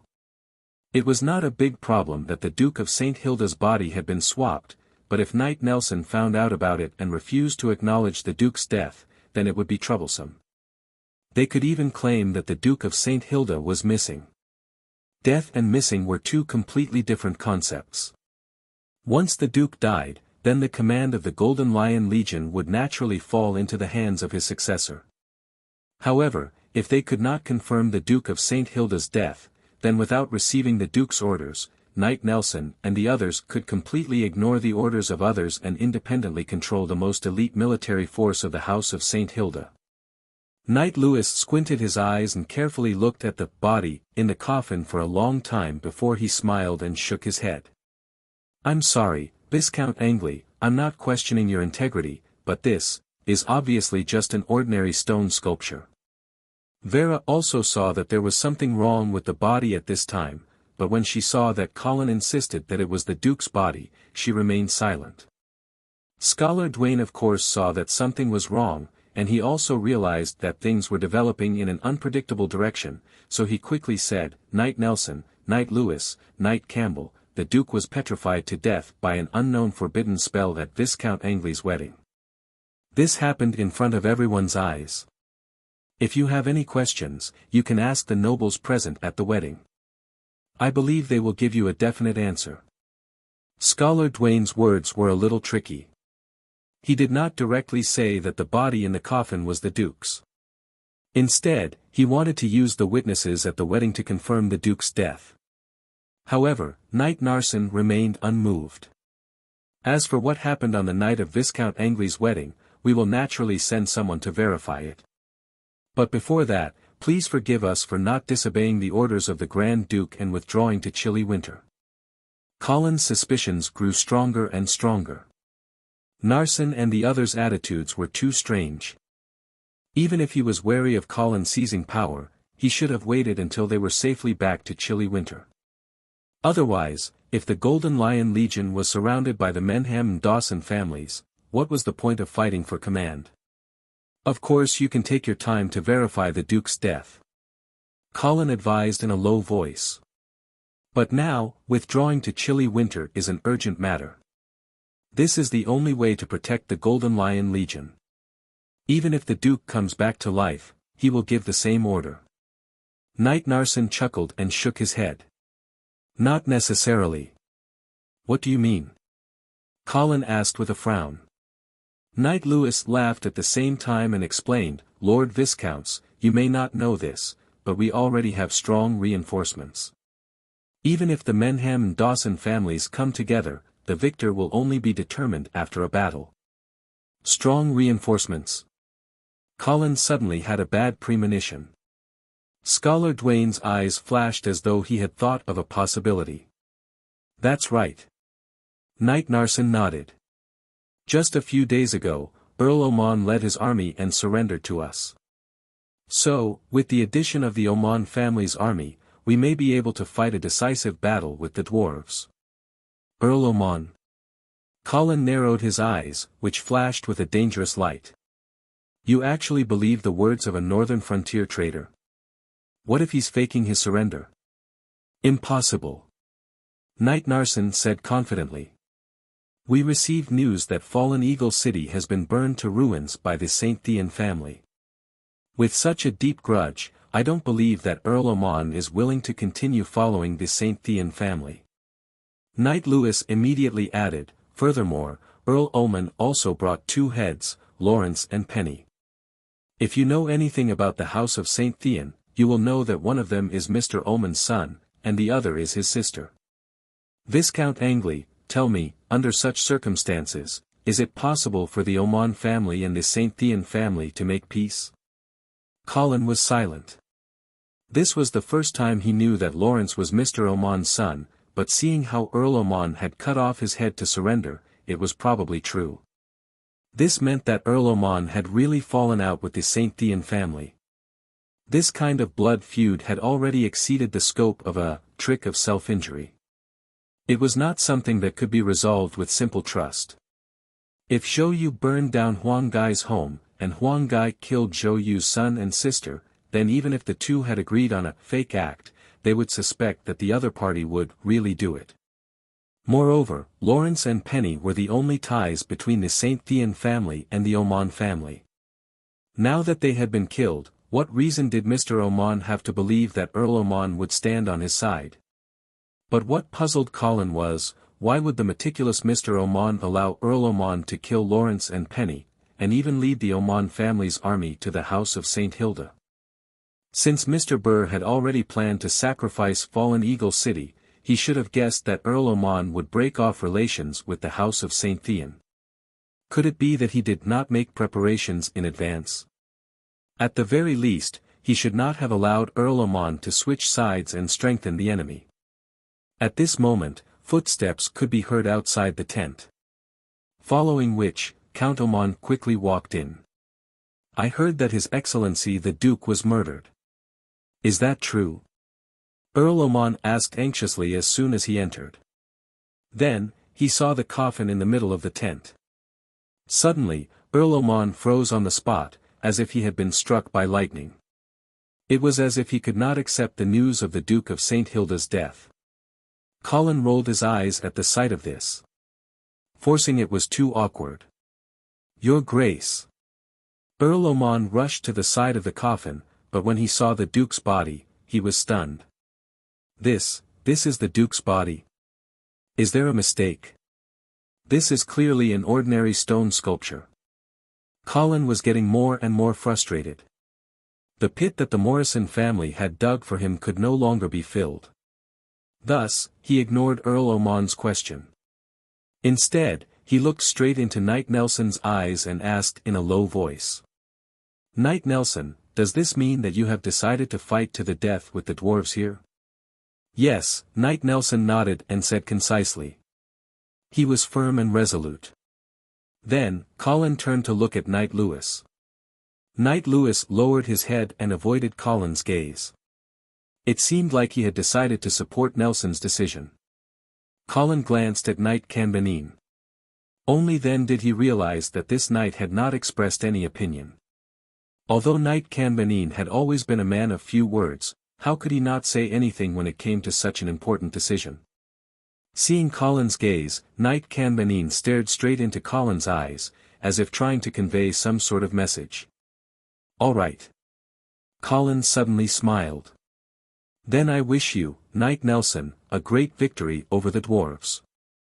Bring order and peace to the northern frontier. Thank you, Lord Viscounts.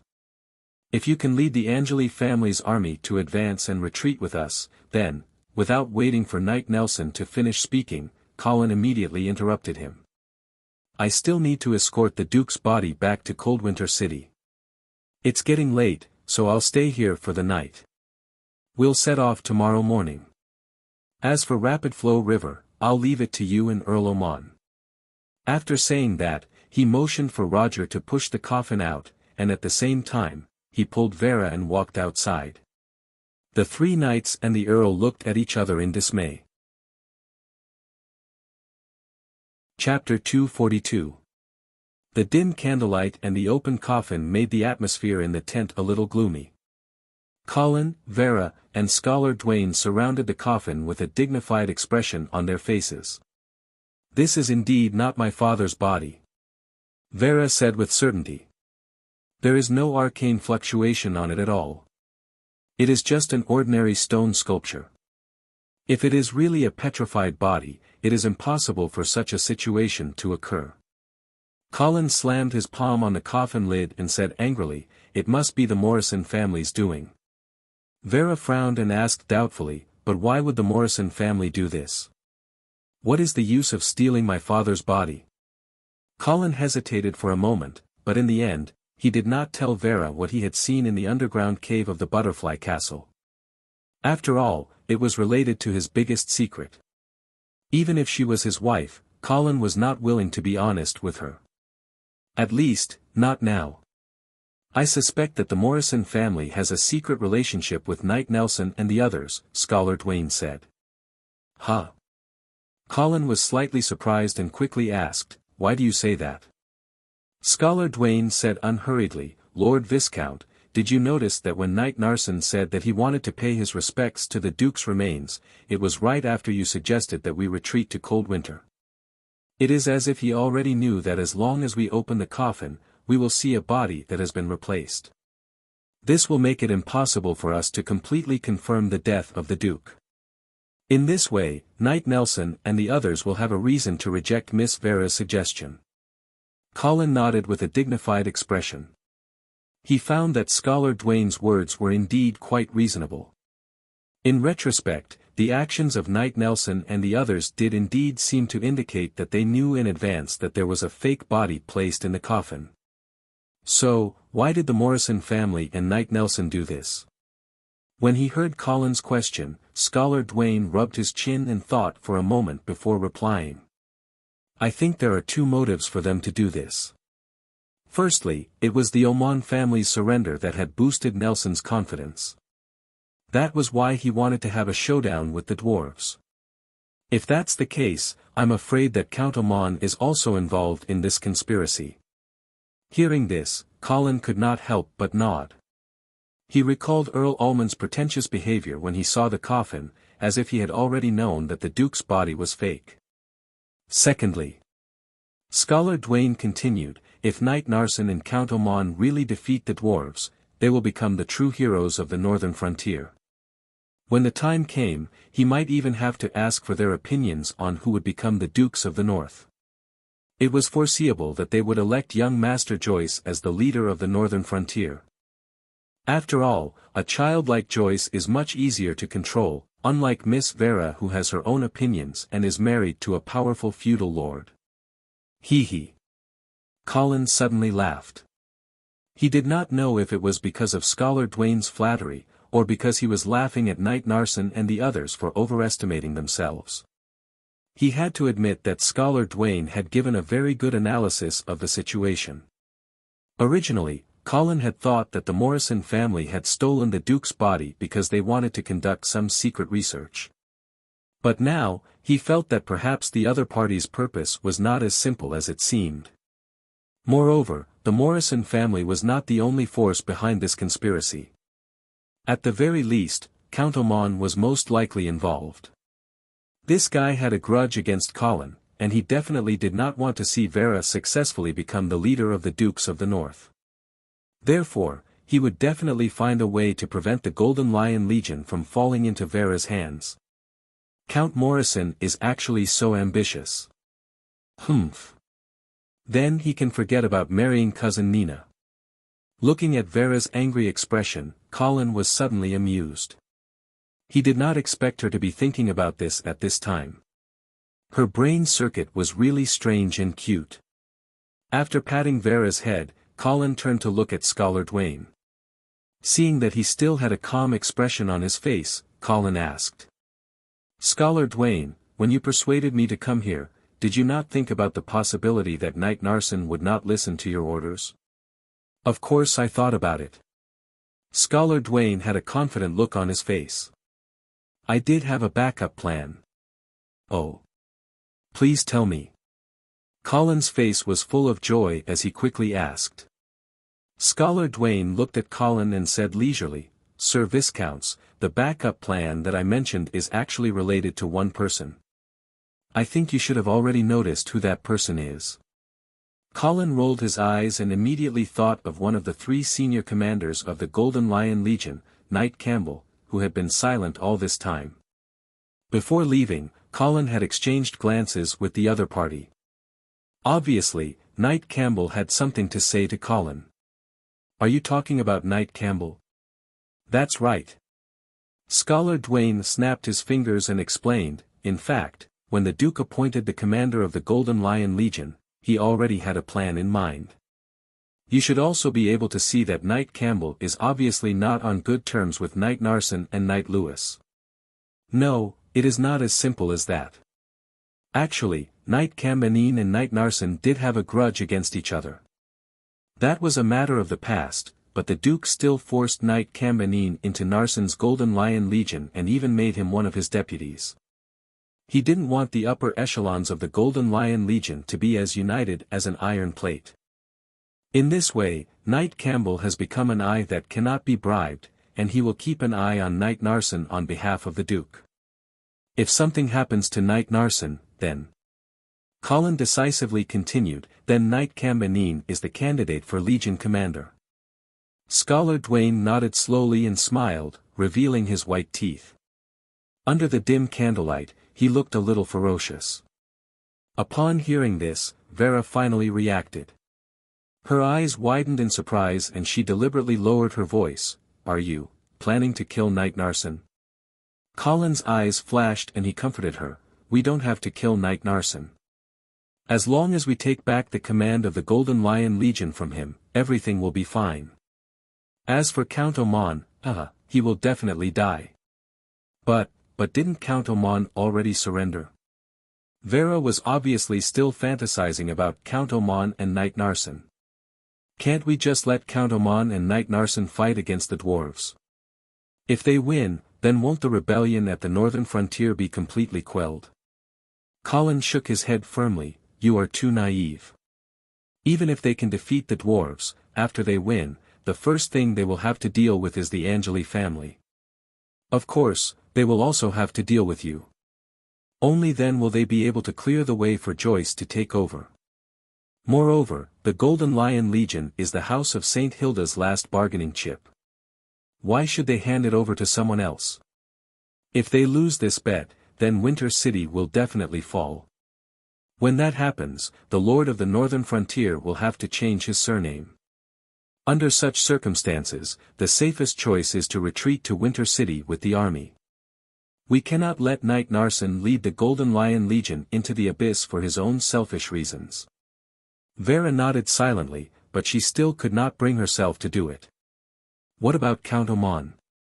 Since he has already turned over to us, then there is no need to kill him, right?" Colin had no choice but to speak again. "Do you still remember when I ran away from home alone and met you at the Mirror Lake camp?" "Of course I remember." Vera nodded, but she was a little puzzled as to why Colin would bring this up at this time. "Do you know why I ran away from home alone?" "Why?" Colin's face was gloomy as he said fiercely, "Because I was assassinated in my bedroom in the castle. It was an assassination by a knight of the Angeli family." "What?" Vera was shocked and quickly asked, "Who was the mastermind?" "Count Oman." Colin blurted out, "I only found out later that my father died at the front line. So, if I had been killed, then the Angeli family's title would have fallen to my sister, Caitlin, and Caitlin, married to Vala Oman." Vera suddenly realized and immediately said with hatred, "Count Oman actually dared to assassinate a noble. This is a disgrace to all knights. He should be killed. Yes, he should be killed." Colin's smile returned to his face. "So, we must not let Count Oman and Knight Narson's conspiracy succeed, even if we have to resort to the most extreme means." "Okay." Vera nodded heavily. She no longer felt guilty about killing an ally. When Scholar Dwayne saw that the young couple had finally reached an agreement, he secretly heaved a sigh of relief. "Lord Viscounts, it will not be easy to seize the command of the Golden Lion Legion from Knight Narson. We will have to think about it carefully. However, Colin smiled confidently and said, "You're right. You don't have to worry about that. I already have a plan." Chapter 243. The night was dark and everything was quiet. A figure clad in full armor was striding towards Knight Nelson's tent. "Halt! Who are you? Identify yourself." In front of the tent, Knight Narson's personal guards immediately stopped the unknown armored figure. The armored man calmly took off his helmet. "Marquis. Lord Charles." As a direct subordinate of the House of St. Hilda, it was impossible for them not to recognize Charles. However, the personal guards couldn't believe their eyes. They had heard that the eldest son of the Duke of St. Hilda had died in the Troll Empire. How could he appear here? Charles glanced at the shocked guards with an expressionless face and then walked towards the tent. The personal guards didn't dare to stop him. In the tent, Knight Narson heard the commotion outside. Just as he was wondering why the personal guards let someone in without informing him, he saw Charles's familiar face appear in front of him. Lord Charles, Knight Narson was also completely dumbfounded. He was clearly shocked by Charles's resurrection. "You. Didn't you? Those were rumors that I asked Viscount Angley to spread."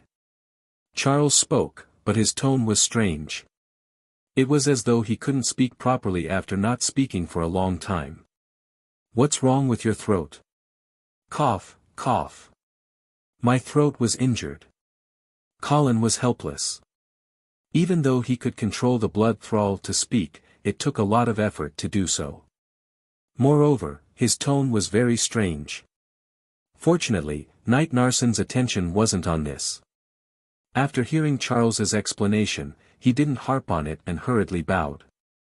Although Charles had been stripped of his title, he had represented the Duke of St. Hilda in the Golden Lion Legion for a period of time. Therefore, Knight Narson could be considered his old subordinate. "I need you to immediately lead the army back to Chilly Winter," Charles said in a commanding tone. Knight Nelson's expression froze, and he slowly raised his head, the respect on his face gradually disappearing.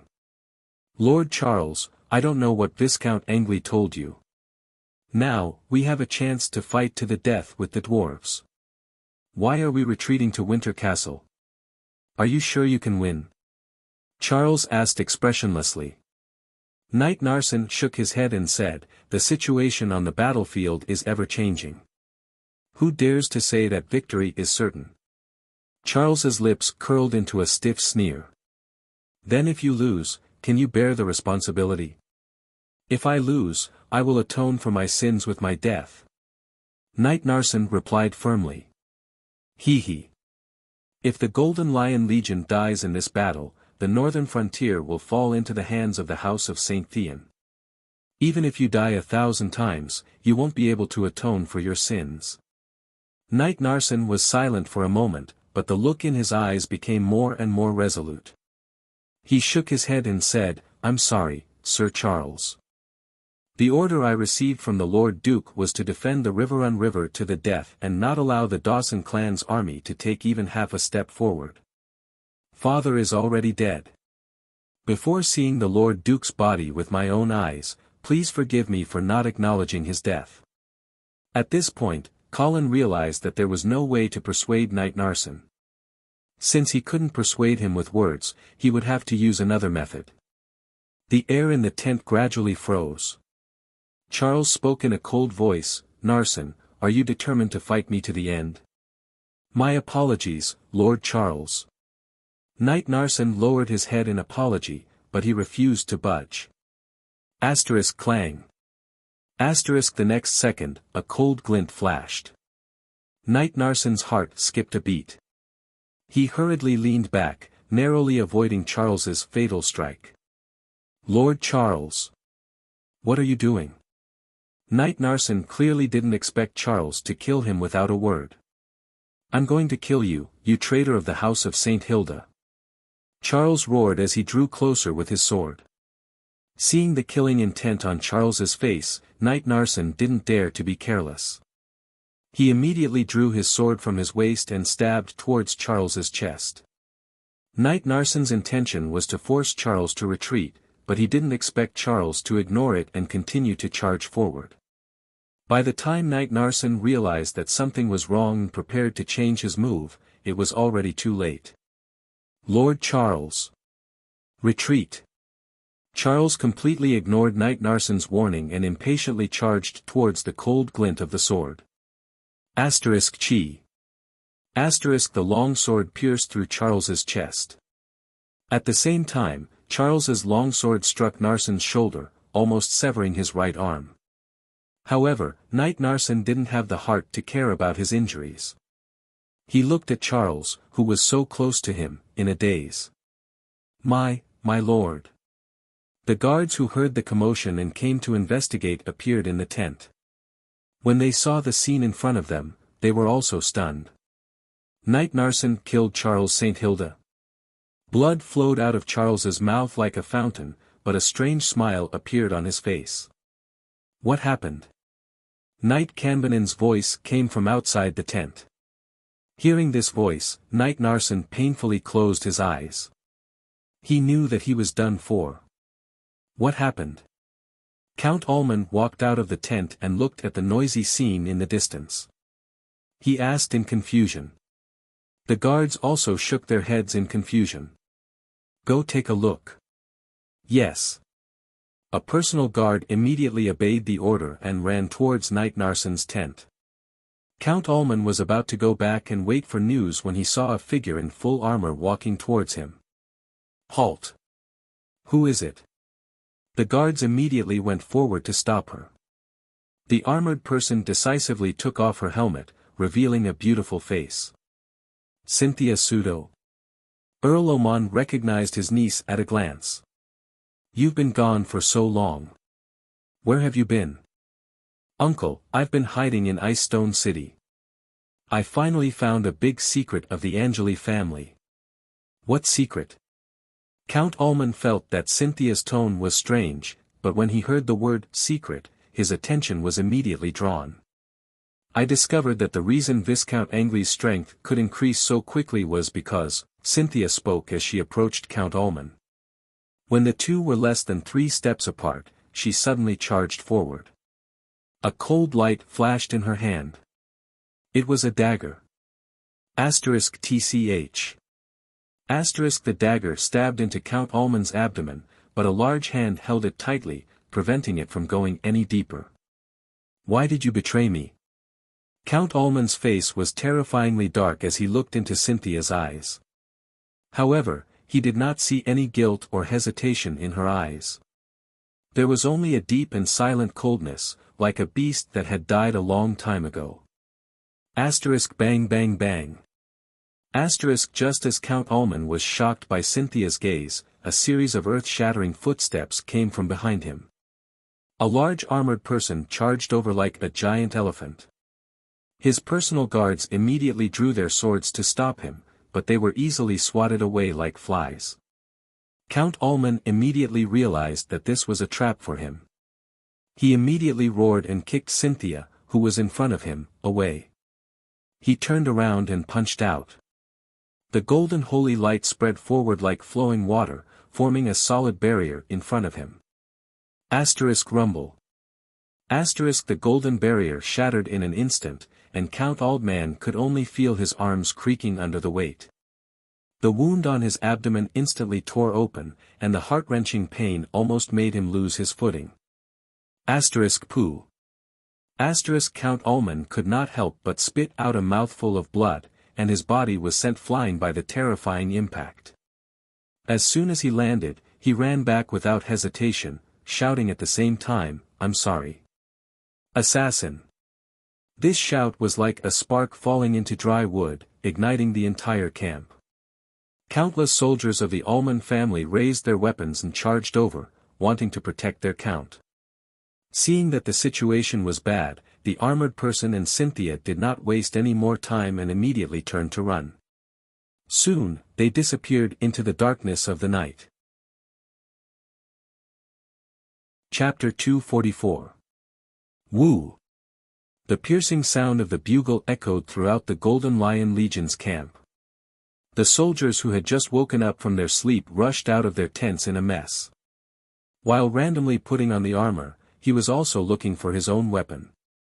Curses, shouts, and the screams of soldiers colliding with each other in the darkness were intertwined together. "Stay where you are. Don't run around.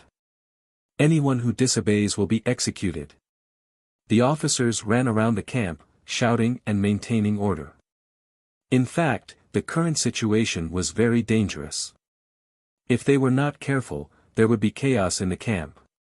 Even if there was no enemy invasion at all, under the spread of panic and in the middle of the night, it was easy for the officers to lose control of the soldiers, leading to the soldiers who were unaware of the situation to kill each other. Fortunately, Colin had made preparations in advance. He had sent the Black Knights to patrol the Golden Lion Legion's camp. If anyone was found to be trying to cause trouble, they would be immediately arrested and severely punished. However, the Oman family's camp was in chaos. In the middle of the night, military orders were not transmitted smoothly. The soldiers did not know what was going on. Moreover, these soldiers were already immersed in the anger and grief of Fallen Eagle City's destruction.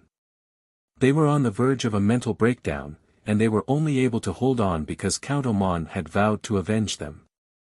However, in the midst of this chaos, the suppressed anger in the hearts of the soldiers exploded and turned into a hysterical frenzy. Many of the soldiers did not care and cut down anyone they saw. When they were done, they realized that they were not enemies, but their own comrades. This kind of madness spread and became completely uncontrollable. Count Oman was also injured at this time. He was still wondering why his niece, Cynthia, had betrayed him and who was the one who had plotted to assassinate him. He did not stand up in time to calm the people down. By the time he realized that something was wrong, the situation in the camp had already gone out of control. "Brother Charles." In Knight Nelson's tent, Vera cried as she threw herself onto Charles's body. She never thought that her brother would come back from the dead and then die again. "Nelson. How dare you murder Sir Charles?" Colin scolded righteously. At present, Knight Nelson had already been restrained by Knight Cambanine. His eyes were lifeless as he sat on the ground. When he heard Colin's question, the corners of his mouth curled into an ugly, bitter smile. "Would you believe me if I said that I didn't want to kill him at all and that he ran into the tip of my sword on his own accord?" It was clear that everyone was looking at Knight Narsen as if he was an idiot after hearing his explanation. Knight Narsen also understood that there was no way he could explain himself in this situation. The strangeness of the whole thing was beyond his comprehension. Scholar Dawn's eyes flickered, and no one knew what he was thinking. When Colin told him that there was a way to deal with Knight Nelson, he never thought that the situation would turn out like this. Even though he couldn't figure out what went wrong for Knight Narsen to accidentally kill Charles, the end result was still pretty good. Nelson was done. The Golden Lion Legion was under the direct command of the House of St. Hilda. Regardless of whether it was a mid-level officer or a low-level soldier, their loyalty to the House of St. Hilda was definitely the highest in the northern frontier. Knight Narsen had actually killed the eldest son of the House of St. Hilda.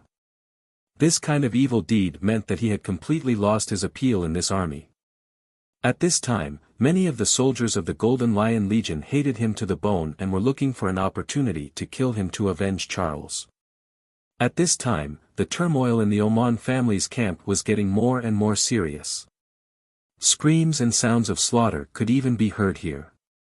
Colin frowned as he listened for a while. Puzzled, he asked, "What's going on?" The assassination attempt on Earl Oman had failed, which made Colin rather disappointed. Count Oman was too vigilant. Even Cynthia couldn't succeed in a sneak attack. Moreover, this person's strength was indeed formidable. He was actually able to escape from the hands of the fifth-rank warrior, Prince Malvi. But after the assassination attempt failed, the blood thralls had already retreated. Why was it getting more and more chaotic over there? Scholar Dwayne listened for a while and judged, there should be a whistle in the camp. A whistle in the camp? Colin immediately trembled.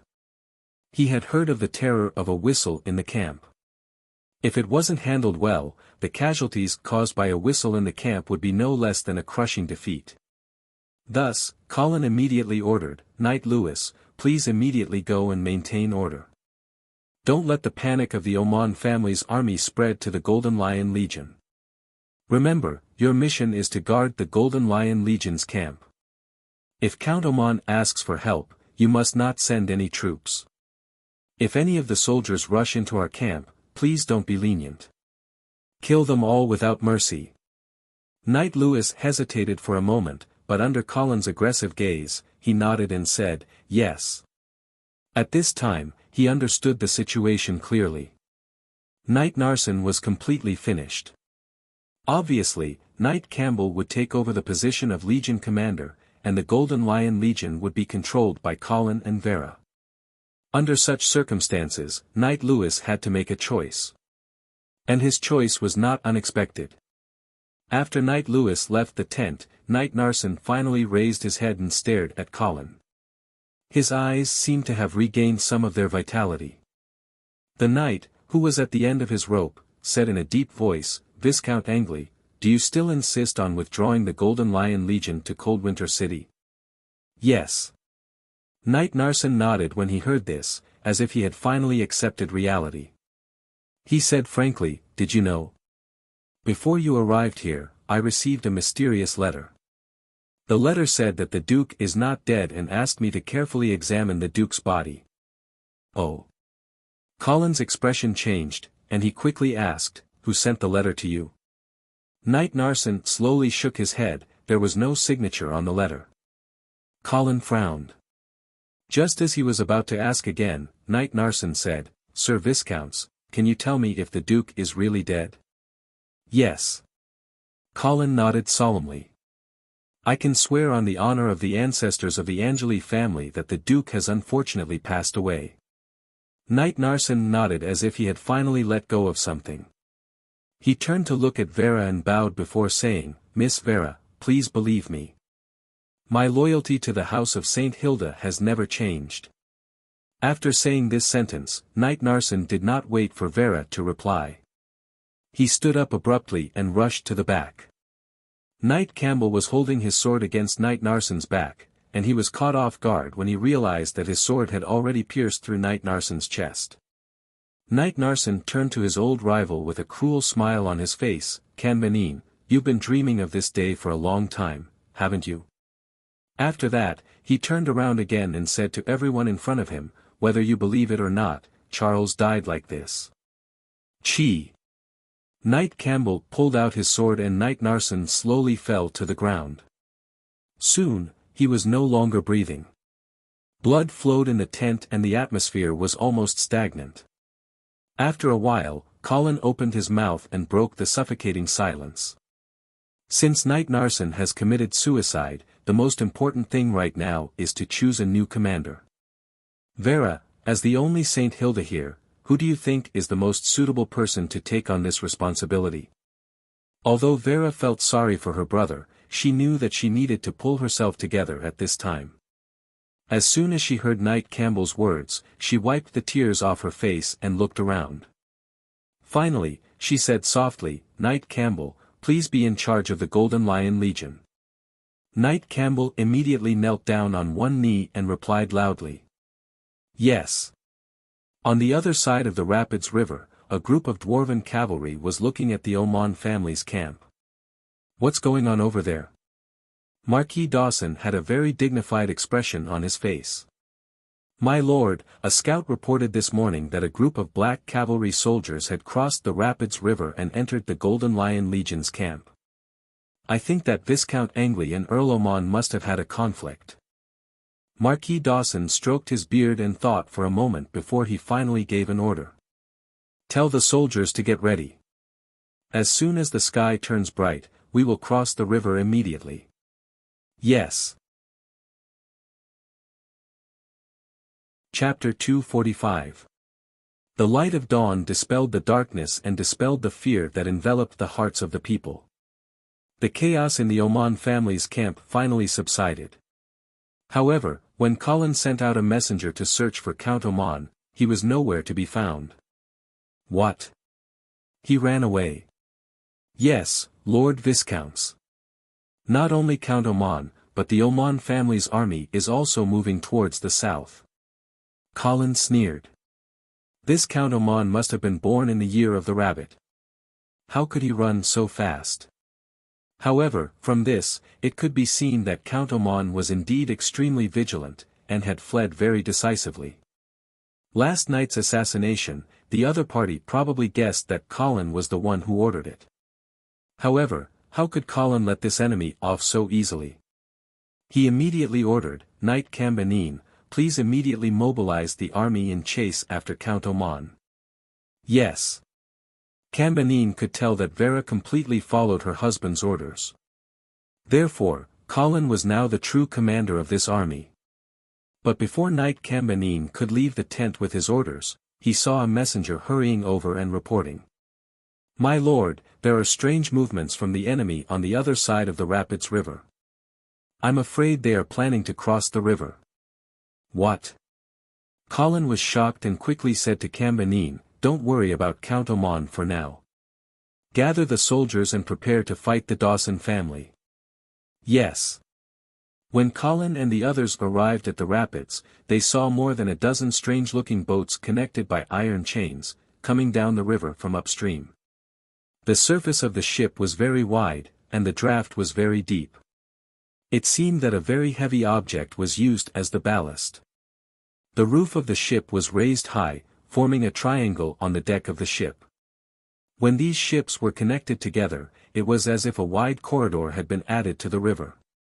Colin immediately saw that the enemy was preparing to build a pontoon bridge.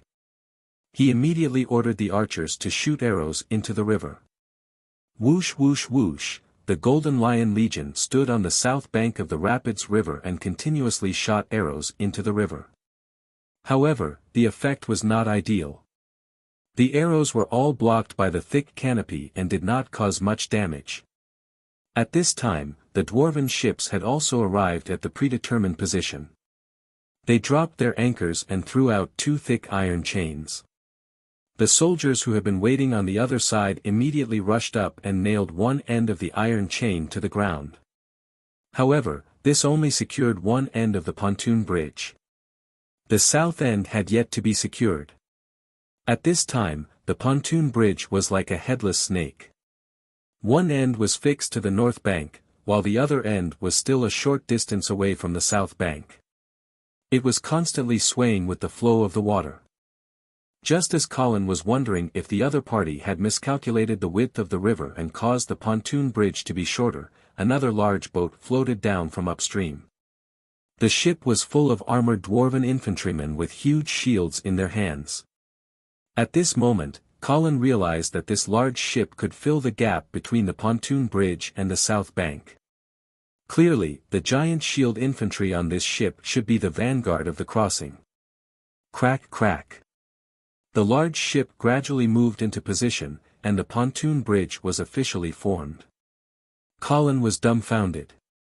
Clearly, he did not expect the dwarven craftsmen to have reached such a level.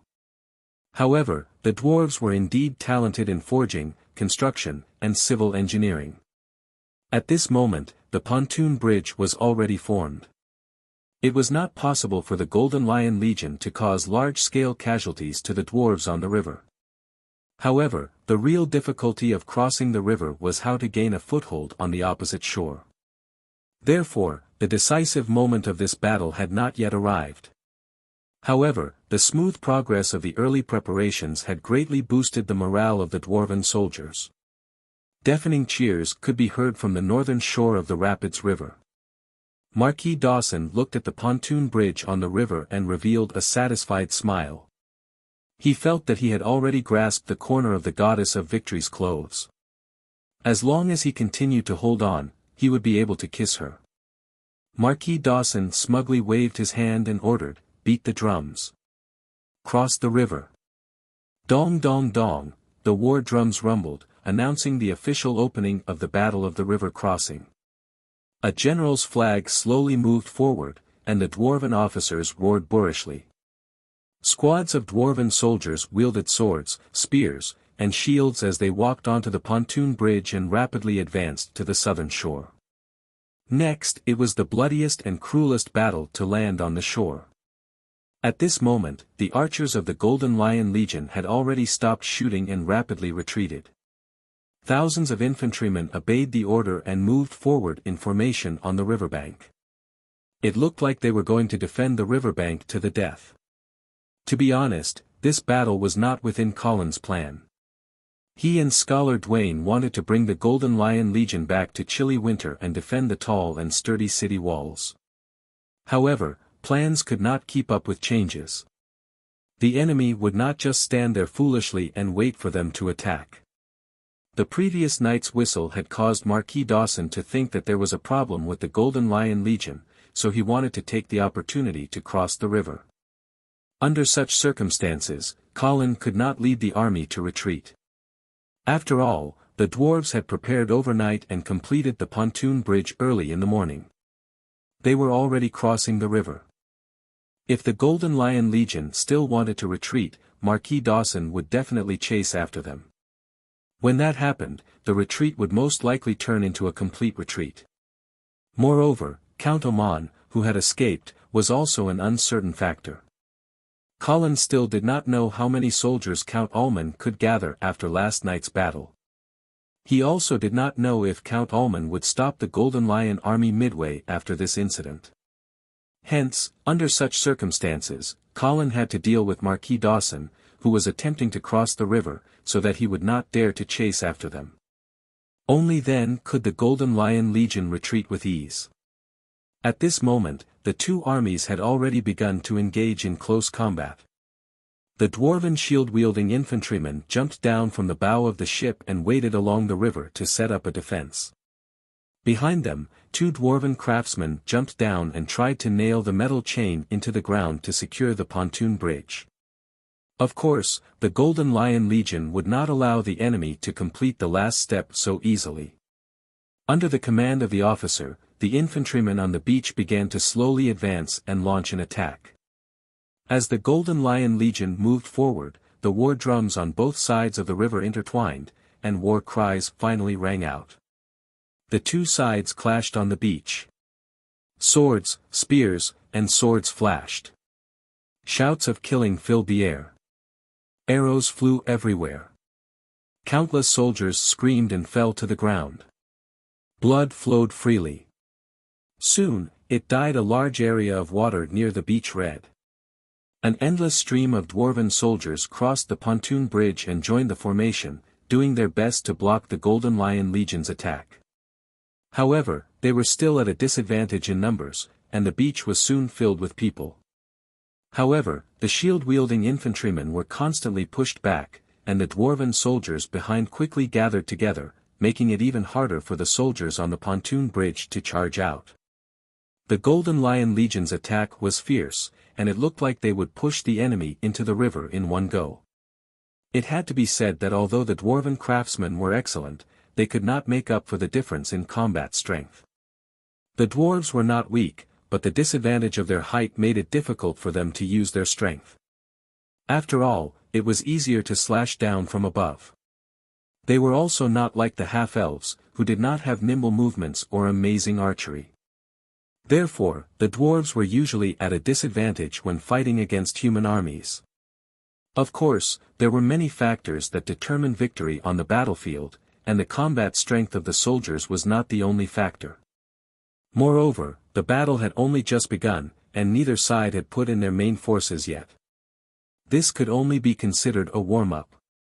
However, the setback that the vanguard encountered made Marquis Dawson frown.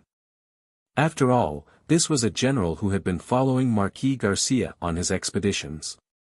He was already used to the invincible might of the Black Guards. Now that he saw that his troops were having such a hard time fighting a battle to land on the beach, he was instantly displeased. Tumu, you will personally lead the army across the river. I want to see your flag planted on the land on the other side in an hour. Yes, sir. A dark-skinned muscular dwarf immediately knocked on his breastplate with a thunderous sound.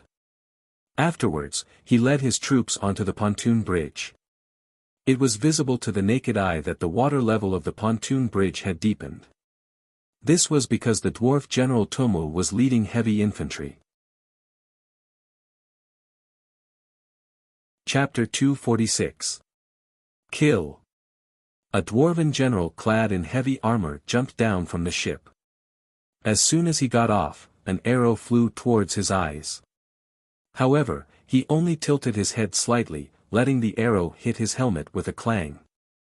Soon after, the strongest warrior of the Dawson clan let out a furious roar, smashing the hammer in his hands viciously against the ground. Asterisk boom. Asterisk a violent shockwave spread out, and the soft beach immediately caved in. It was as if a giant underground beast had opened its mouth and swallowed the hundreds of Golden Lion Legion soldiers. Tomu laughed maniacally, roaring like a beast. Charge! Tear these humans to shreds! This valiant warrior of the 5th rank greeted the Golden Lion Legion in his own way as soon as he appeared. A large gap was torn open in the Golden Lion Legion's dense formation. Tomu led the charge, and the dwarven heavy infantry behind him roared as they charged into the Golden Lion Legion's formation. The Golden Lion Legion's front line was constantly pushed back by the dwarven heavy infantry. Their swords and bows were unable to break through the defense of the heavy armor. In order to cause any damage to the dwarven heavy infantry, they needed a special weapon, a warhammer. However, Knight Campbell hadn't expected the dwarves to send their most elite heavy infantry to the battlefield so quickly, so he didn't send the Warhammer Company to the front lines. In a short period of time, the Golden Lion Legion's front line was continuously pushed back. The dwarven heavy infantry were like sharp blades that stabbed into the human formation, leaving bloody trails in their wake. The valor of the elite dwarven troops was vividly displayed at this moment. More and more dwarven infantry crossed the pontoon bridge, finally gaining a foothold in the shallow waters. Knight Campbell couldn't sit still any longer. He hurriedly ordered the Warhammer Company to charge forward and send more soldiers to seize the front line. However, Colin shook his head and stopped Knight Campbell. Don't be hasty. Let the frontline troops withdraw first. The front line will be given to the dwarves. Knight Campbell hesitated for a moment, but then he remembered that Viscount Angley was said to be Marquis Garcia's most valued general, and that he had won consecutive victories in Silvery Moon City and the Troll Empire. Of course, he wasn't a layman who didn't understand military affairs. Yes. Wizard Cusius, who had been pretending to be invisible, suddenly spoke up, Viscount Angley, if you need me, I can help you destroy the dwarves' pontoon bridge. Colin was surprised as he turned around and looked at Vera's teacher from head to toe. After a short while, he smiled and said, what is the price that you have to pay to help me? There's no price. Cusius smiled and shook his head, his face full of sincerity. However, Colin thought to himself, free is the most expensive. He didn't know what Wizard Kudos was planning, but he didn't let his guard down. For now, there's no need to trouble you. The Golden Lion Legion is capable of dealing with a mere Dawson clan. In fact, Colin's plan was to let a portion of the dwarven army cross the river and then attack them halfway. In this battle of resistance, his plan was to give the Dawson clan a painful beating. This way, when the Golden Lion Legion retreated, the Dawson clan wouldn't dare to cross the river and chase after them. If Cusius destroyed the pontoon bridge or defended the front line so that the dwarves couldn't cross the river, then they wouldn't be able to cause enough casualties to the dwarven army. Although allowing the dwarves to gain a foothold at the front line would make the following battle more difficult, this was a price that had to be paid. Scholar Dwayne had helped Colin determine the strategy of defending, but when it came time to take the initiative to attack, Colin would not hesitate. Moreover, the more you wanted to retreat, the more you wanted to make the enemy think that you wanted to fight to the death. Therefore, Colin was prepared to fight this battle as a decisive battle. As the Golden Lion Legion retreated, more and more dwarven soldiers crossed the bridge and gradually formed a formation on the south bank of the river. However, they didn't rashly chase after them. Instead, they waited for more of their allies to cross the river. On the opposite bank, Marquis Dawson saw that his army had successfully occupied the front line so quickly and immediately laughed, "The Golden Lion Legion is only so." The dwarven officer on the side also laughed and said, "After all, it was chaotic last night. They're probably dozing off right now. Still, we can't let our guard down." Marquis Dawson's smile disappeared and he sternly said, "Tell Tomu to guard the front line well and not to attack rashly." Yes. After the bloody battle at the beginning, the battlefield suddenly quieted down, as if it had entered the intermission period. More and more dwarves crossed the river. In the afternoon, the number of dwarves crossing the river had exceeded 10,000.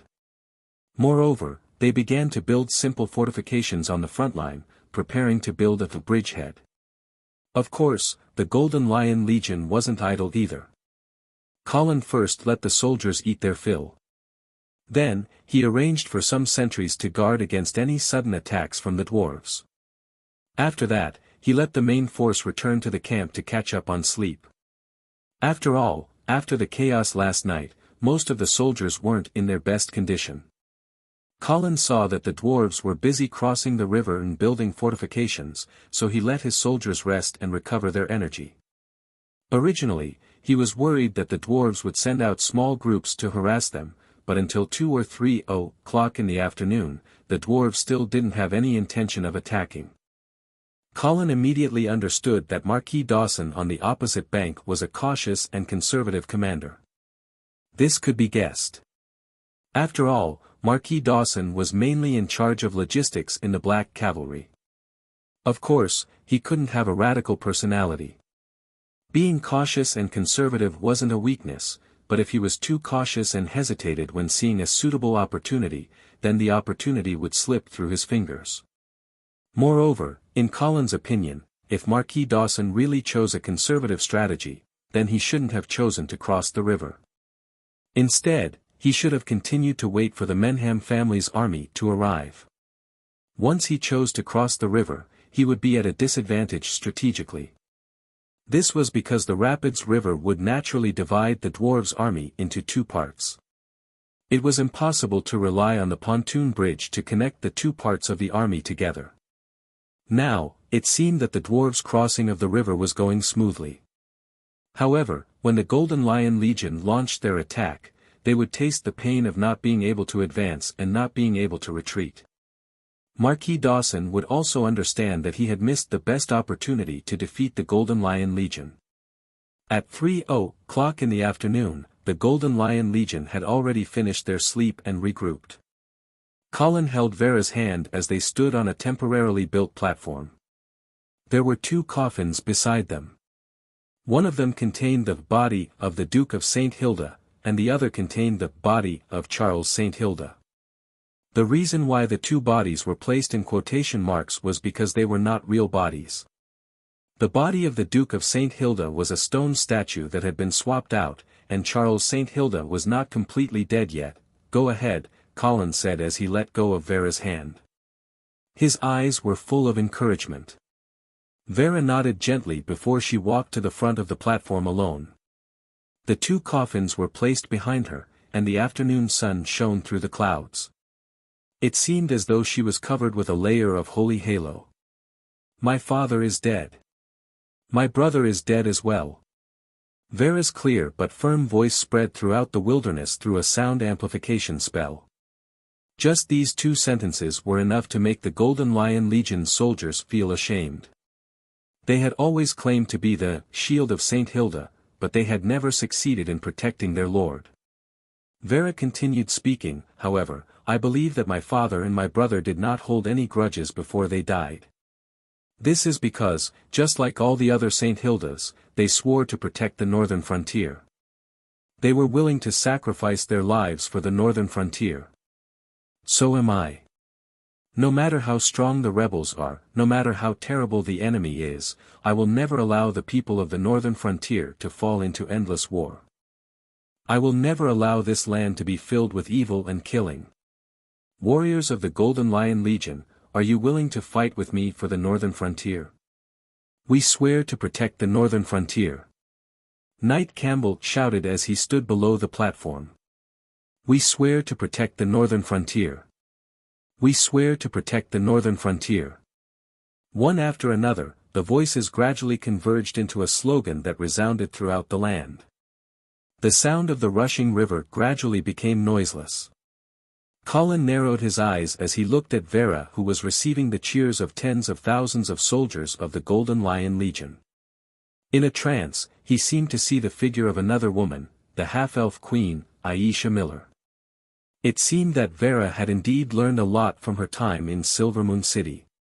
Colin firmly believed that with the passage of time and the richness of her experiences, Vera would gradually grow into a qualified ruler of the northern region. Chapter 247. The sky suddenly turned gloomy. The sun seemed to have sensed the impending war and was so scared that it hid in the dark clouds.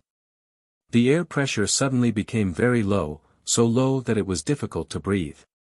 This kind of suffocating feeling made people want to find something to vent. At this time and place, killing people was undoubtedly a good way to vent. Dong dong dong. In the dull sound of military drums, the vanguard of the Golden Lion Legion began to approach the dwarves' position on the river bank. Then, when they were about 500 steps away, they suddenly accelerated and charged forward. Wild howls resounded throughout the earth. Tall and strong figures wearing heavy armor and holding swords rushed towards the dwarves' neatly arranged shield wall like monsters from the wilderness. Some of them were directly pierced by the spears, some were bounced back by the shield wall, and some broke through the wall with brute force. This decisive battle started very suddenly, but it was particularly decisive. As soon as the battle started, it was over and the bloody and cruel climax was presented in front of everyone.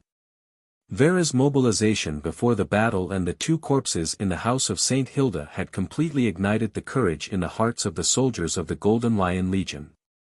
Therefore, as soon as the battle started, they rushed to the enemy's position like wild beasts that had broken free from their shackles and vowed to avenge the two Saint Hildas. Of course, the dwarves' counterattack was also fierce. For thousands of years, the dwarves had been a vassal race of humans. Generation after generation, they were engaged in forging, construction, brewing, and other chores to serve and contribute to humans. They were conscientious, but they were not without complaints. Before the establishment of the Empire of Light, the dwarves had their own independent country. However, when the Holy Knights were invincible, the dwarves had to lower their proud heads in order to continue their race. Now, a once-in-a-lifetime opportunity had appeared in front of them. The northern frontier was in chaos, and the Saint Thean family and the San Lorenzo family had reached a tacit agreement to give the dwarves a chance to establish their own country. Such an opportunity was the only relief that the dwarves of the past had been searching for. It was the only hope for them to bathe in the supreme glory of the Dwarf King. Therefore, every dwarf warrior was willing to sacrifice everything for this opportunity. When enemies meet on a narrow path, the courageous would win. The two sides were like two red-eyed fighting bulls, completely entangled with each other, vowing to decide the victor. The battle cries grew louder and louder, and the battle became more and more desperate. More and more people fell, but more and more people rushed forward. Blood began to flow freely, and life was quickly fading away. Rumble. A bolt of lightning pierced through the sky, followed by the deafening sound of thunder. Not long after, raindrops began to fall. Of course, this little drizzle was unable to extinguish the intense flames of war on the southern bank of the river. At this time, both sides were completely entangled. The flowing blood and the corpses on the ground stimulated the ferocity of the soldiers, turning them into beasts that only knew how to kill. Suddenly, as if there was a cold current, the raindrops that fell on the dwarves' position suddenly turned into sharp icicles. If there was no armor on their heads, they would immediately be smashed to pieces. When the soldiers of the Golden Lion Legion saw this, they burst into cheers and their attacks became much fiercer. This was because they knew that Miss Vera was fighting side by side with them. However, this spell didn't last for long. Vera, who was at the rear, had already begun to pant, and her blonde hair was beginning to turn white. "Well, you can rest for a while. Leave the rest to me," Colin said as he held Vera's cold hand. Vera was stunned, and then she saw that Roger had already led 1,000 black cavalry soldiers to gather behind Colin. "Are you going to attack?" Vera was worried and she wanted to dissuade him, but she didn't know what to say. Colin nodded with a firm expression on his face, "Of course. I am also a knight of the northern frontier, and it is my duty to protect the northern frontier." Vera's eyes instantly turned red, and in a trance, she felt as if she had returned to a year ago. At that time, they were also on the banks of the Rapids River, and they were being chased by the Demon Wolf cavalry. At that time, Colin had also taken the initiative to stand up and take the lead to rush to the front, and he had almost lost his life because of it. "Then you must be careful." Vera did not try to dissuade Colin. Instead, she took the initiative to step forward, tiptoed, and gave him a deep kiss. It was a little salty. After their lips parted, Colin saw that Vera's face was covered in tears. "If you die in battle, I will follow you and return to the arms of the God of Light." Colin's heart was filled with warmth as he listened to Vera's solemn promise. He believed that Vera was serious when she said this. Suddenly, Colin realized that there was a woman in this different world who was willing to sacrifice her life for him. "Don't worry," Colin said with a smile. "I am afraid that the person who can kill me has not been born yet." At this time, Knight Campbell seemed to be influenced by Colin's behavior, and he immediately shouted, "Lord Viscounts, please allow me to fight by your side." Colin raised his eyebrows, and he was somewhat impressed by the new commander of the Golden Lion Legion that he had just promoted. It seemed that he was indeed a loyal follower of the House of St. Hilda. However, Colin slowly shook his head and said, "The Golden Lion Legion needs a commander, Knight Campbell. Please let me have the glory of the Golden Lion Legion." "Yes, Lord Viscounts."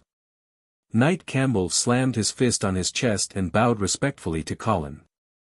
From this moment onwards, he began to truly recognize Colin. Originally, Knight Campbell had some opinions about Colin. He thought that this person was trying to control the Golden Lion Legion through Vera, but now, he suddenly felt that there was nothing wrong with the Golden Lion Legion following the orders of a knight who was willing to sacrifice himself for the northern frontier. "Lord Viscounts, do you need my help to destroy the pontoon bridge on the river?"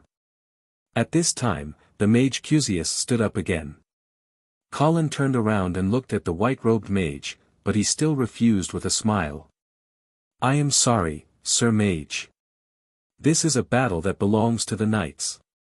The more Cusius took the initiative to please him, the more Colin wanted to keep a distance from him. Moreover, destroying the pontoon bridge at this time would be a foolish action. A pontoon bridge would not make the flowing river smooth. Even if it was intact, the dwarves would not be able to send a large number of troops across the river in a short time. However, if the pontoon bridge was destroyed, it was equivalent to completely cutting off the path of retreat for the dwarves who had already crossed the river. Wouldn't this be giving the other party a chance to fight to the death? Of course, Colin was not sure if the dwarves on the south bank would have the courage to fight to the death, but he was not willing to take the risk. After rejecting Cusius' good intentions, Colin immediately turned around and ordered the cavalry gathered behind him. "Black cavalry, dismount." The soft soil of the river was not suitable for cavalry to fight. However, the dismounted black cavalry was still the strongest army on the northern frontier. After hearing Colin's order, more than 1,000 black cavalry soldiers dismounted without hesitation. Colin asked loudly, "Without your war horses, do you still dare to charge with me?" "Yes." More than 1,000 black cavalry soldiers shouted in unison. There was no hesitation, no fear, only an indomitable will to win. "Good." Colin used a deep gaze to slowly scan the faces of every black cavalry soldier, then let us use facts to prove that the secret of the black cavalry's invincibility is not warhorses, but courage and faith. Yes. Black cavalry, listen to my command. Colin drew his blade of judgment and roared. Kill! Chapter 248. When Colin first saw Marquis Garcia personally leading the Black Cavalry, he could not understand why Marquis Garcia would do such a thing. This was because such an action was too risky. If something went wrong, the commander would be killed, captured, or even injured and could not continue to command the army. If that happened, the army would instantly lose its backbone and there would be no room for them to turn the situation around. However, after personally leading the Black Cavalry, Colin suddenly understood why Marquis Garcia would always take the lead in every battle. The commander-in-chief was the guts and soul of an army. When Marquis Garcia took the lead and charged at the front, the morale of the Black Cavalry was extremely high. More importantly, once the morale of this terrifying army was stimulated, they would be invincible and unstoppable. There was no need to worry about the commander being injured in the charge. After Colin tried to lead the Black Cavalry several times with his immortality, he was deeply addicted to the feeling of leading the Black Cavalry. The exhilaration of tearing apart the enemy formation like a hot knife through butter was as addictive as nicotine. At this time, the 1,000 Black Cavalry soldiers dismounted from their horses and fought on foot. However, under the personal leadership of Colin, they still showed a daunting momentum and rushed towards the dwarves like a sharp arrow leaving the bow. Because Colin was wearing a bright armor and there were people holding the commander's flag beside him, the soldiers of the Golden Lion Legion also knew that Vera's husband, Viscount Angley, had personally joined the battle. Therefore, the morale of the soldiers of the Golden Lion Legion was suddenly stimulated. The situation of the battlefield changed almost visibly, especially when Colin personally led the Black Cavalry to tear through the dwarves' first line of defense in an almost unreasonable way. It was as if the first domino had been pushed down. For a time, the dwarven army began to retreat step by step. The battle entered the most tragic stage. The river bank was covered with corpses, and the river was completely dyed red. The unknown ferocious fish in the water excitedly jumped out of the water and enjoyed the bloody feast. The retreat of the dwarven army forced the soldiers at the back to retreat uncontrollably. However, if they retreated any further, they would be forced to retreat into the turbulent river. Seeing that the situation was about to collapse, General Tumu, whom Marquis Dawson had high hopes for, stood up. "Don't retreat. Follow me, go forward, go forward." Boom! Boom! Boom! Tumu raised the giant hammer in his hand and repeatedly smashed it on the ground, creating a deep pit. A huge shock wave spread out in all directions, disrupting the formation of both sides, but it also stopped the momentum of the Golden Lion Legion's charge. Tumu's violent posture immediately attracted Colin's attention. Although he had always believed that unless one reached the sanctuary realm, the role of high-ranking professionals in a war was limited. However, in a situation where both sides were evenly matched, the terrifying combat power of high-ranking warriors could still greatly boost morale and even turn the tide of the battle. Therefore, Colin immediately locked onto this dwarf warrior as his target. Tumu also saw Colin, who was not far away in bright armor. Although he did not recognize Colin, he knew that he was a big fish. Thus, he roared and took heavy steps forward. Like a monster made of steel, he rushed over. Colin sneered, holding his sword with both hands and meeting him fearlessly. Asterisk bang bang bang. Asterisk Tumu's footsteps became heavier and heavier, and the footprints behind him became deeper and deeper. It was as if his weight was constantly increasing as he charged. In the end, the whole earth seemed to tremble with his footsteps. However, Colin was not afraid at all, nor did he dodge. 100 steps. 50 steps. 20 steps. He was getting closer, even closer. Colin could clearly see the bloodthirsty and ferocious smile on Tumu's face. However, in the next second, he suddenly stopped his charge. This change from extreme movement to extreme stillness made Tumu slightly stunned. However, driven by inertia, Tomu could no longer stop. There was no need for him to stop. In Tomo's opinion, this human general was scared. However, at such a distance, whoever was scared would die. Tomo let out a crazy laugh, raising the giant hammer in his hand high, as if he could already see the scene of Colin's head being smashed by him in the next second. Asterisk bang. Asterisk Tomo took the last step, and his body leaped high. The giant hammer in his hand was like a meteorite falling from the sky, smashing towards Colin. However, at this moment, a huge figure suddenly rushed out from behind Colin. His whole body was covered in black armor, not revealing a single bit of skin. He held a shield in his left hand and a spear in his right. His whole body was like a towering mountain standing in front of Colin. Asterisk boom. Asterisk there was a loud noise. Tomo's giant hammer smashed heavily on the armored man's giant shield, and the heavy steel shield was even smashed deeply. The huge impact caused the armored man's legs to sink deeply into the mud of the river bank, but his body was as steady as Mount Tai. A trace of astonishment and a touch of seriousness flashed in Tomo's eyes. However, in the next moment, his face was instantly filled with fear. This was because a long spear pierced out from behind the giant shield like a dragon out of the water, and Tomo, who was still in mid-air, could not dodge it. Asterisk chi. Asterisk the long spear pierced through Tomo in mid-air. Under the intense pain, Tomo let out a beast-like roar. Then, without caring about his serious injuries, he raised the giant hammer and smashed it down again. Asterisk boom.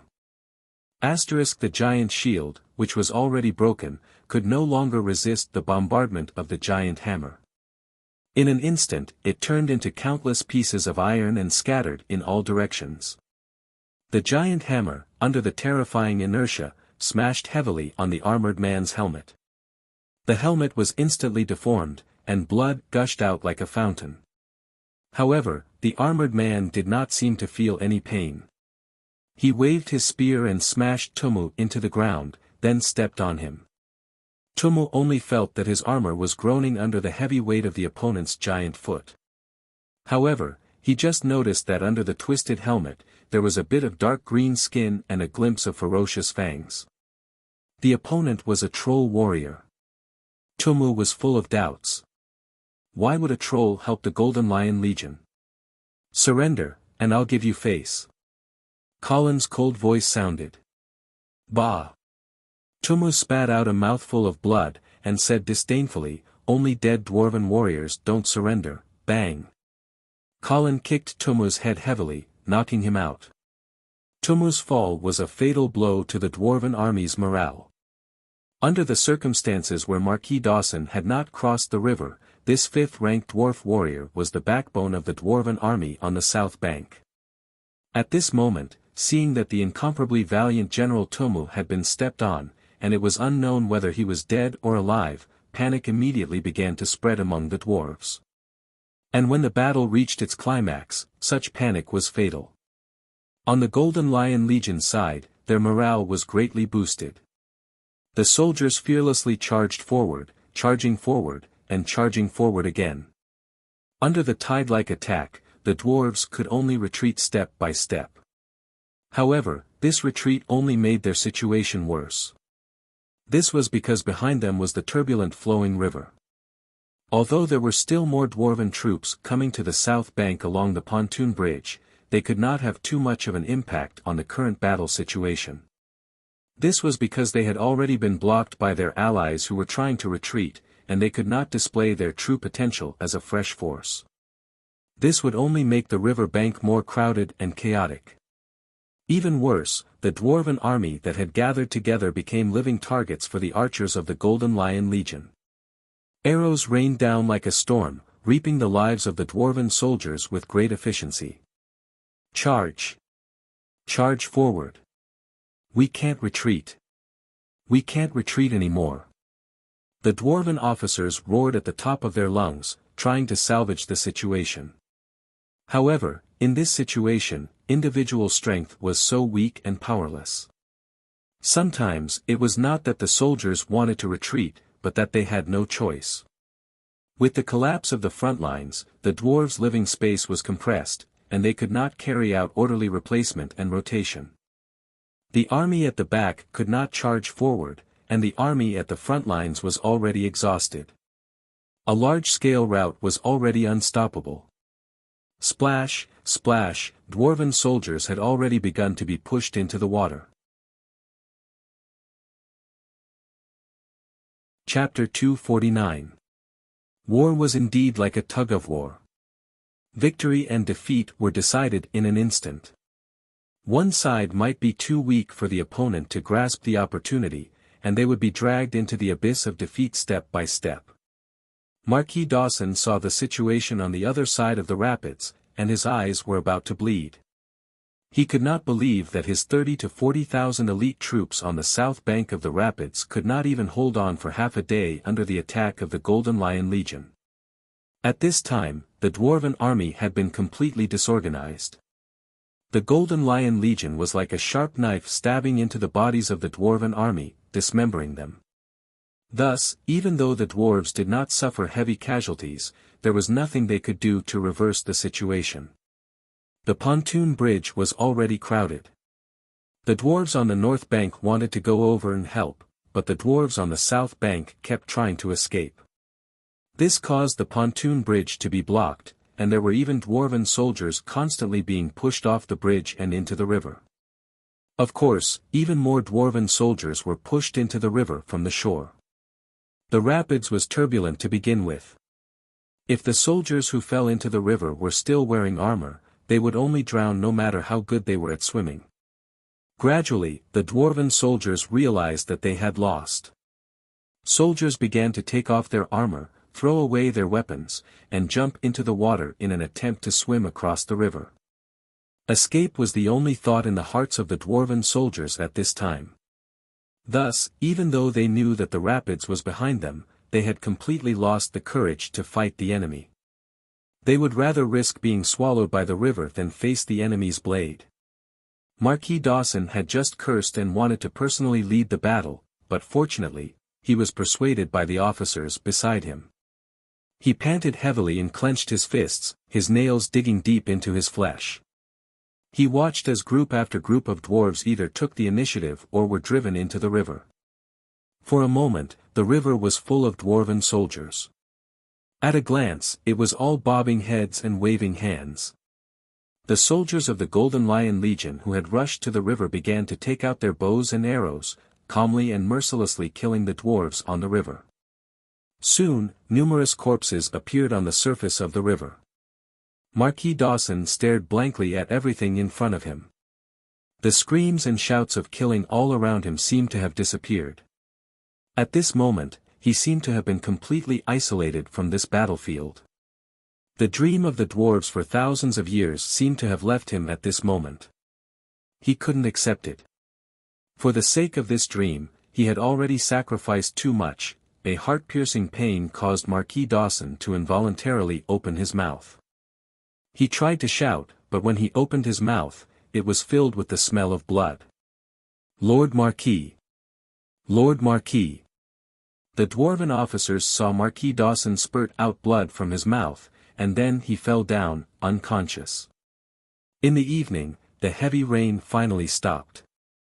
The setting sun finally peeked out from the dark clouds, sprinkling the last of its gorgeous rays onto the earth.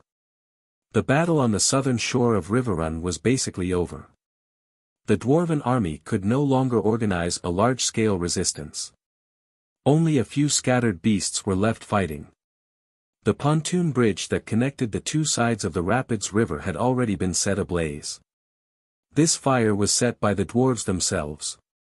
Clearly, they wanted to prevent the Golden Lion Legion from pursuing them through the pontoon bridge to the northern shore. But in this way, the remnants of the army on the southern shore had lost all hope of escaping. More and more dwarves began to lay down their weapons and kneel down in surrender. It's a pity. If only Marquis Dawson was on the southern shore. Colin stood by the Rapids River, looking at the dwarven camp on the other side, and said with some regret. In fact, the Golden Lion Legion had already achieved a complete victory in this battle. Although the results of the battle were not out yet, Colin estimated that the number of dwarves defeated on the southern shore was at least 30,000. This kind of loss would definitely make Marquis Dawson's heart ache. The goals set before the battle could be considered to have been perfectly achieved. If the Golden Lion Legion retreated now, even if Marquis Dawson had 10 times the courage, he wouldn't dare to chase them across the river. However, Colin still felt that it wasn't perfect enough. After all, he didn't manage to catch the guy who betrayed Marquis Garcia and the Black Cavalry. Scholar Dwayne was standing beside Colin. After hearing his lament, he smiled slightly, and said, "Marquis Dawson isn't famous for charging and breaking through enemy lines. It won't be that easy to catch him on the battlefield." Colin could hear the persuasion in Scholar Dwayne's words. Obviously, although his actions of leading the army to charge and break through the enemy lines had been a great success, Scholar Dwayne was still worried. However, Colin didn't explain too much. After all, he couldn't tell Dwayne that he was immortal and had a group of fearless blood shadow guards protecting him. If he really wanted to pose a threat to Colin, he was afraid that only a powerhouse of the Sanctuary Realm could do it. Seeing that Colin didn't say anything, Scholar Dwayne didn't dwell on this issue. He was a smart person, and knew that going too far was as bad as falling short. After a moment of silence, Scholar Dwayne spoke again, and changed the topic. "Lord Viscounts, do you know why Marquis Dawson took the risk of crossing the river to attack us?" Colin's eyes narrowed slightly, and he immediately became interested. Why? In fact, he had such doubts before. With the natural moat that was the rapids, the side that crossed the river would definitely be at a strategic disadvantage. This time, the Golden Lion Legion was able to completely defeat the 30,000-strong elite dwarven army in just half a day, mainly because they had the advantage of crossing the river. That was why the two sides had been at a stalemate for more than a month at the Rapids River. They had constantly sent small groups of troops back and forth to test the waters, but neither side was willing to take the initiative to cross the river to attack. However, this time, Marquis Dawson took the initiative to attack. Of course, the chaos in the Golden Lion Legion's camp last night was definitely a trigger, but that alone shouldn't be enough to make Marquis Dawson take such a risky action. Scholar Dwayne smiled, and said, "Lord Viscounts, do you know the Selinsky family?" Selinsky?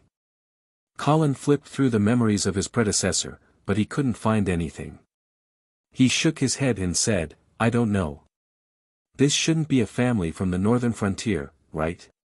"Of course not. This isn't even a family from the Radiant Empire." Scholar Dwayne's gaze was deep, as if he had seen through 1,000 years of time and space. The Selinsky family used to be the royal family of the Dwarven Kingdom, but their lineage has long been cut off. Royal family of the dwarves.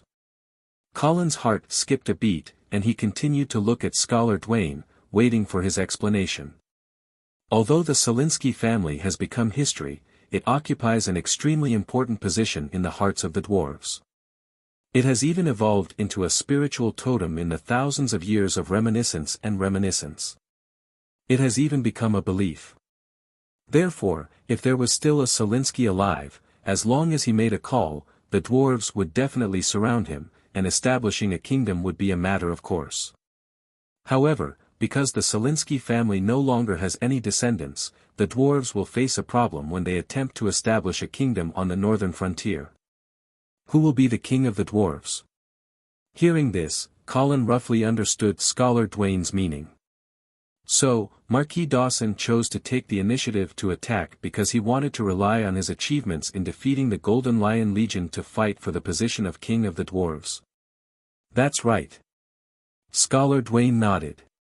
Actually, in terms of title and power, Marquis Menham and Marquis Dawson are about the same. However, Marquis Dawson has a huge stain on his reputation. Colin nodded.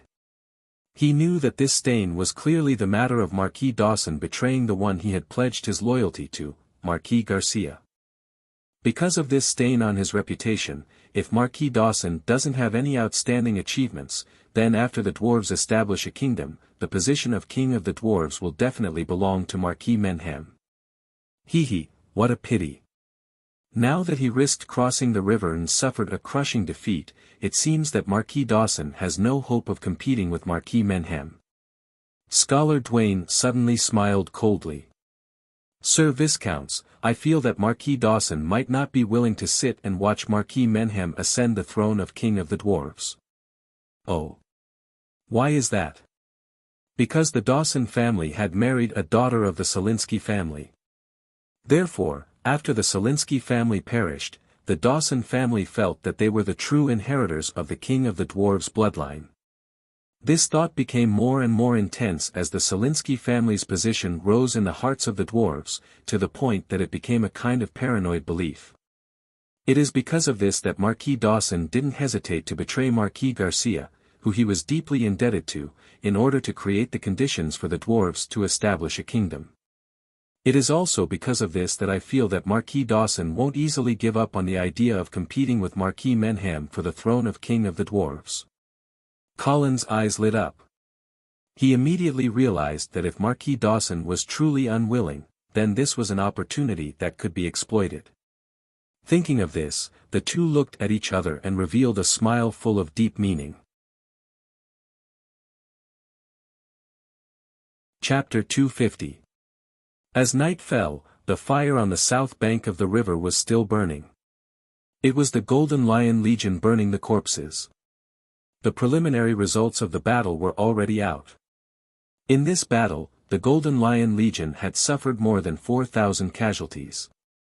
They had wiped out nearly 10,000 dwarves and captured more than 15,000 dwarves. In addition, there were also a large number of dwarves who had jumped into the river. Such a result could be said to be a great victory for the Golden Lion Legion. Marquis Dawson's threat had been greatly reduced.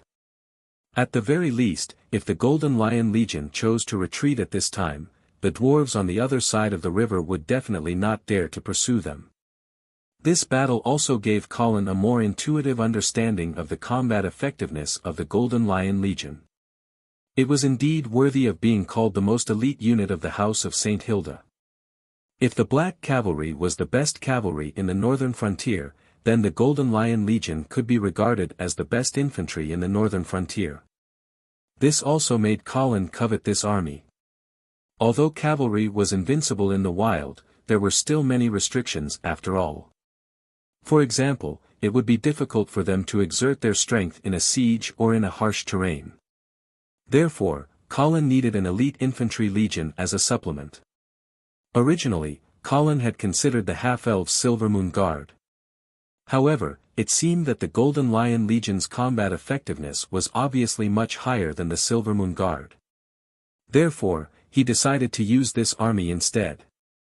Therefore, even though it was late at night, Colin still followed Vera to visit the wounded soldiers and win their hearts. It had to be said that with Vera's identity, it was indeed very easy for her to do such a thing. In addition, she was also very beautiful and kind. Every soldier who had a friendly conversation with her was so excited that they burst into tears. It was as if they were willing to sacrifice their lives for her. After following them for a while, Colin realized that he was actually a little redundant. Vera's charm had completely overshadowed Colin's existence. He quickly became a small follower. After that, Colin simply handed the task of winning over the people's hearts to Vera alone. After all, they were husband and wife. Being loyal to Vera was basically equivalent to being loyal to Colin. After leaving the casualty barracks, Colin saw Knight Campbell waiting for him. It seemed like he had something to report. What happened? Lord Viscounts, the dwarven prisoners have been properly settled. May I ask, how should we deal with them? Colin frowned at the mention of captives. According to his previous 2 battles, he would not give captives a way out. However, that time in the eastern region was to avenge the Black Cavalry. That time in the giant demon empire was because he was in an enemy country and couldn't settle down the captives, so he had no choice but to kill them all. However, Colin also knew that if he killed too many captives, he would definitely suffer a backlash. At the very least, once Colin's notoriety spread, the next time he encountered an enemy, they would definitely consider his reputation and not dare to surrender. They would only fight to the death. Moreover, strictly speaking, the dwarven prisoners this time were also his own people in the northern frontier. If he really killed them all, then Colin's reputation would be ruined. Does the Golden Lion Legion have enough food? We can still last for more than a month. Alright then. Keep these captives alive for now. However, control their food intake. Make sure they don't starve to death. Yes, Lord. Knight Campbell nodded and was about to leave when he heard Colin's order. By the way, pick out all the professions among the captives and send them to me. Yes. Although Knight Campbell didn't understand what Colin was planning to do, he still accepted the order and left. Obviously, Colin was preparing to turn the professions among the captives into blood slaves to supplement the Blood Shadow Squad. Colin was looking forward to the harvest this time because he knew that there was a fifth-order warrior among the captives. In the entire Empire of Light, there were only 2 paladins and no more than 10 sixth-order professions. Therefore, a fifth-order professions were definitely the top combat power. As he thought of this, Colin walked briskly back to his tent. As the night deepened, Vera finally finished her condolences to the wounded soldiers. After rubbing her sore waist, Vera also walked out of the wounded camp and prepared to return to her tent to rest. On the way back, she met Mage Kudos, who seemed to have been waiting for her for a long time. "Teacher. It's already so late. Haven't you gone to bed yet?" Vera's voice was a little hoarse. Obviously, she had spoken too much during her condolences. "I couldn't sleep, so I came out for a walk." Kudos smiled and glanced at the guards behind Vera. Vera immediately understood what the other party meant. She turned around and said, "You can go back first. I will accompany teacher for a walk." The guards hesitated for a moment and retreated to a certain distance, but they did not go too far. "Teacher, if you have anything to say, you can just say it." Kudos looked at Vera for a moment and suddenly said, "I haven't seen you for more than a year and you seem to have matured a lot." Vera gently ran her fingers through her hair and said with a smile, "I have to grow up. I can't be a carefree child for the rest of my life." Kudos nodded and his eyes were full of praise. "Indeed, if it was a year ago, you would have probably been eager to ask me what the forbidden spell that killed your father was." Vera was silent. In fact, on the day when Kudos appeared, Vera was already prepared to ask him about this matter, but she was stopped by Colin. Moreover, Colin also told her that Wizard Cusius, who had taken the initiative to look for her, might not have had good intentions. Originally, with Vera's kind personality, she would not judge her teacher with such malicious intentions. However, after experiencing the betrayal of her adoptive father, this 19-year-old girl was no longer as trusting as she used to be. When he saw that Vera was not speaking, Kudos sighed and said, "Vera, I hope that you know that teacher will never hurt you." Vera raised her head and looked at her teacher, but she immediately lowered her head and whispered, "Well, I believe you." Kudos did not know if Vera really believed him or if she was just being perfunctory. However, he knew that his student would not be easily moved by a few words. To be honest, the reason why teacher came to the northern frontier this time is indeed because of Mr. Fong from the St. Thean family. Moreover, I am also aware of what he has done in Fallen Eagle City. Of course, I did not know that his target was your father. If I had known about this earlier, I would have definitely stopped him. Vera suddenly raised her head and looked directly at her teacher before she asked, "So, what exactly happened in Fallen Eagle City? Did Mr. Fong really sacrifice an entire city of people to complete the forbidden spell?" "Yes." Kudos nodded solemnly. "After Mr. Fong and I discovered the eyes of petrification, we spent nearly 20 years modifying and perfecting it. Finally, we developed a new forbidden spell called the Trial's Eye." "Trial's Eye?" "Yes." Kudos took out a scroll from his robe and handed it to Vera. This is the scroll. You can take it and study it yourself. Vera was a little stunned when she saw Kudos's honest attitude. After a long while, he took the forbidden spell-casting scroll with his trembling hands. However, she did not open it to look at it. With Vera's character, she was not willing to study or even understand a spell that required the sacrifice of an entire city of people, no matter how powerful it was. However, as a mage, her curiosity made her really want to know what this terrible forbidden spell was. Kudos looked at Vera, who was in a dilemma, and smiled. I have already given you the scroll. You can study it carefully. However, remember to keep it a secret.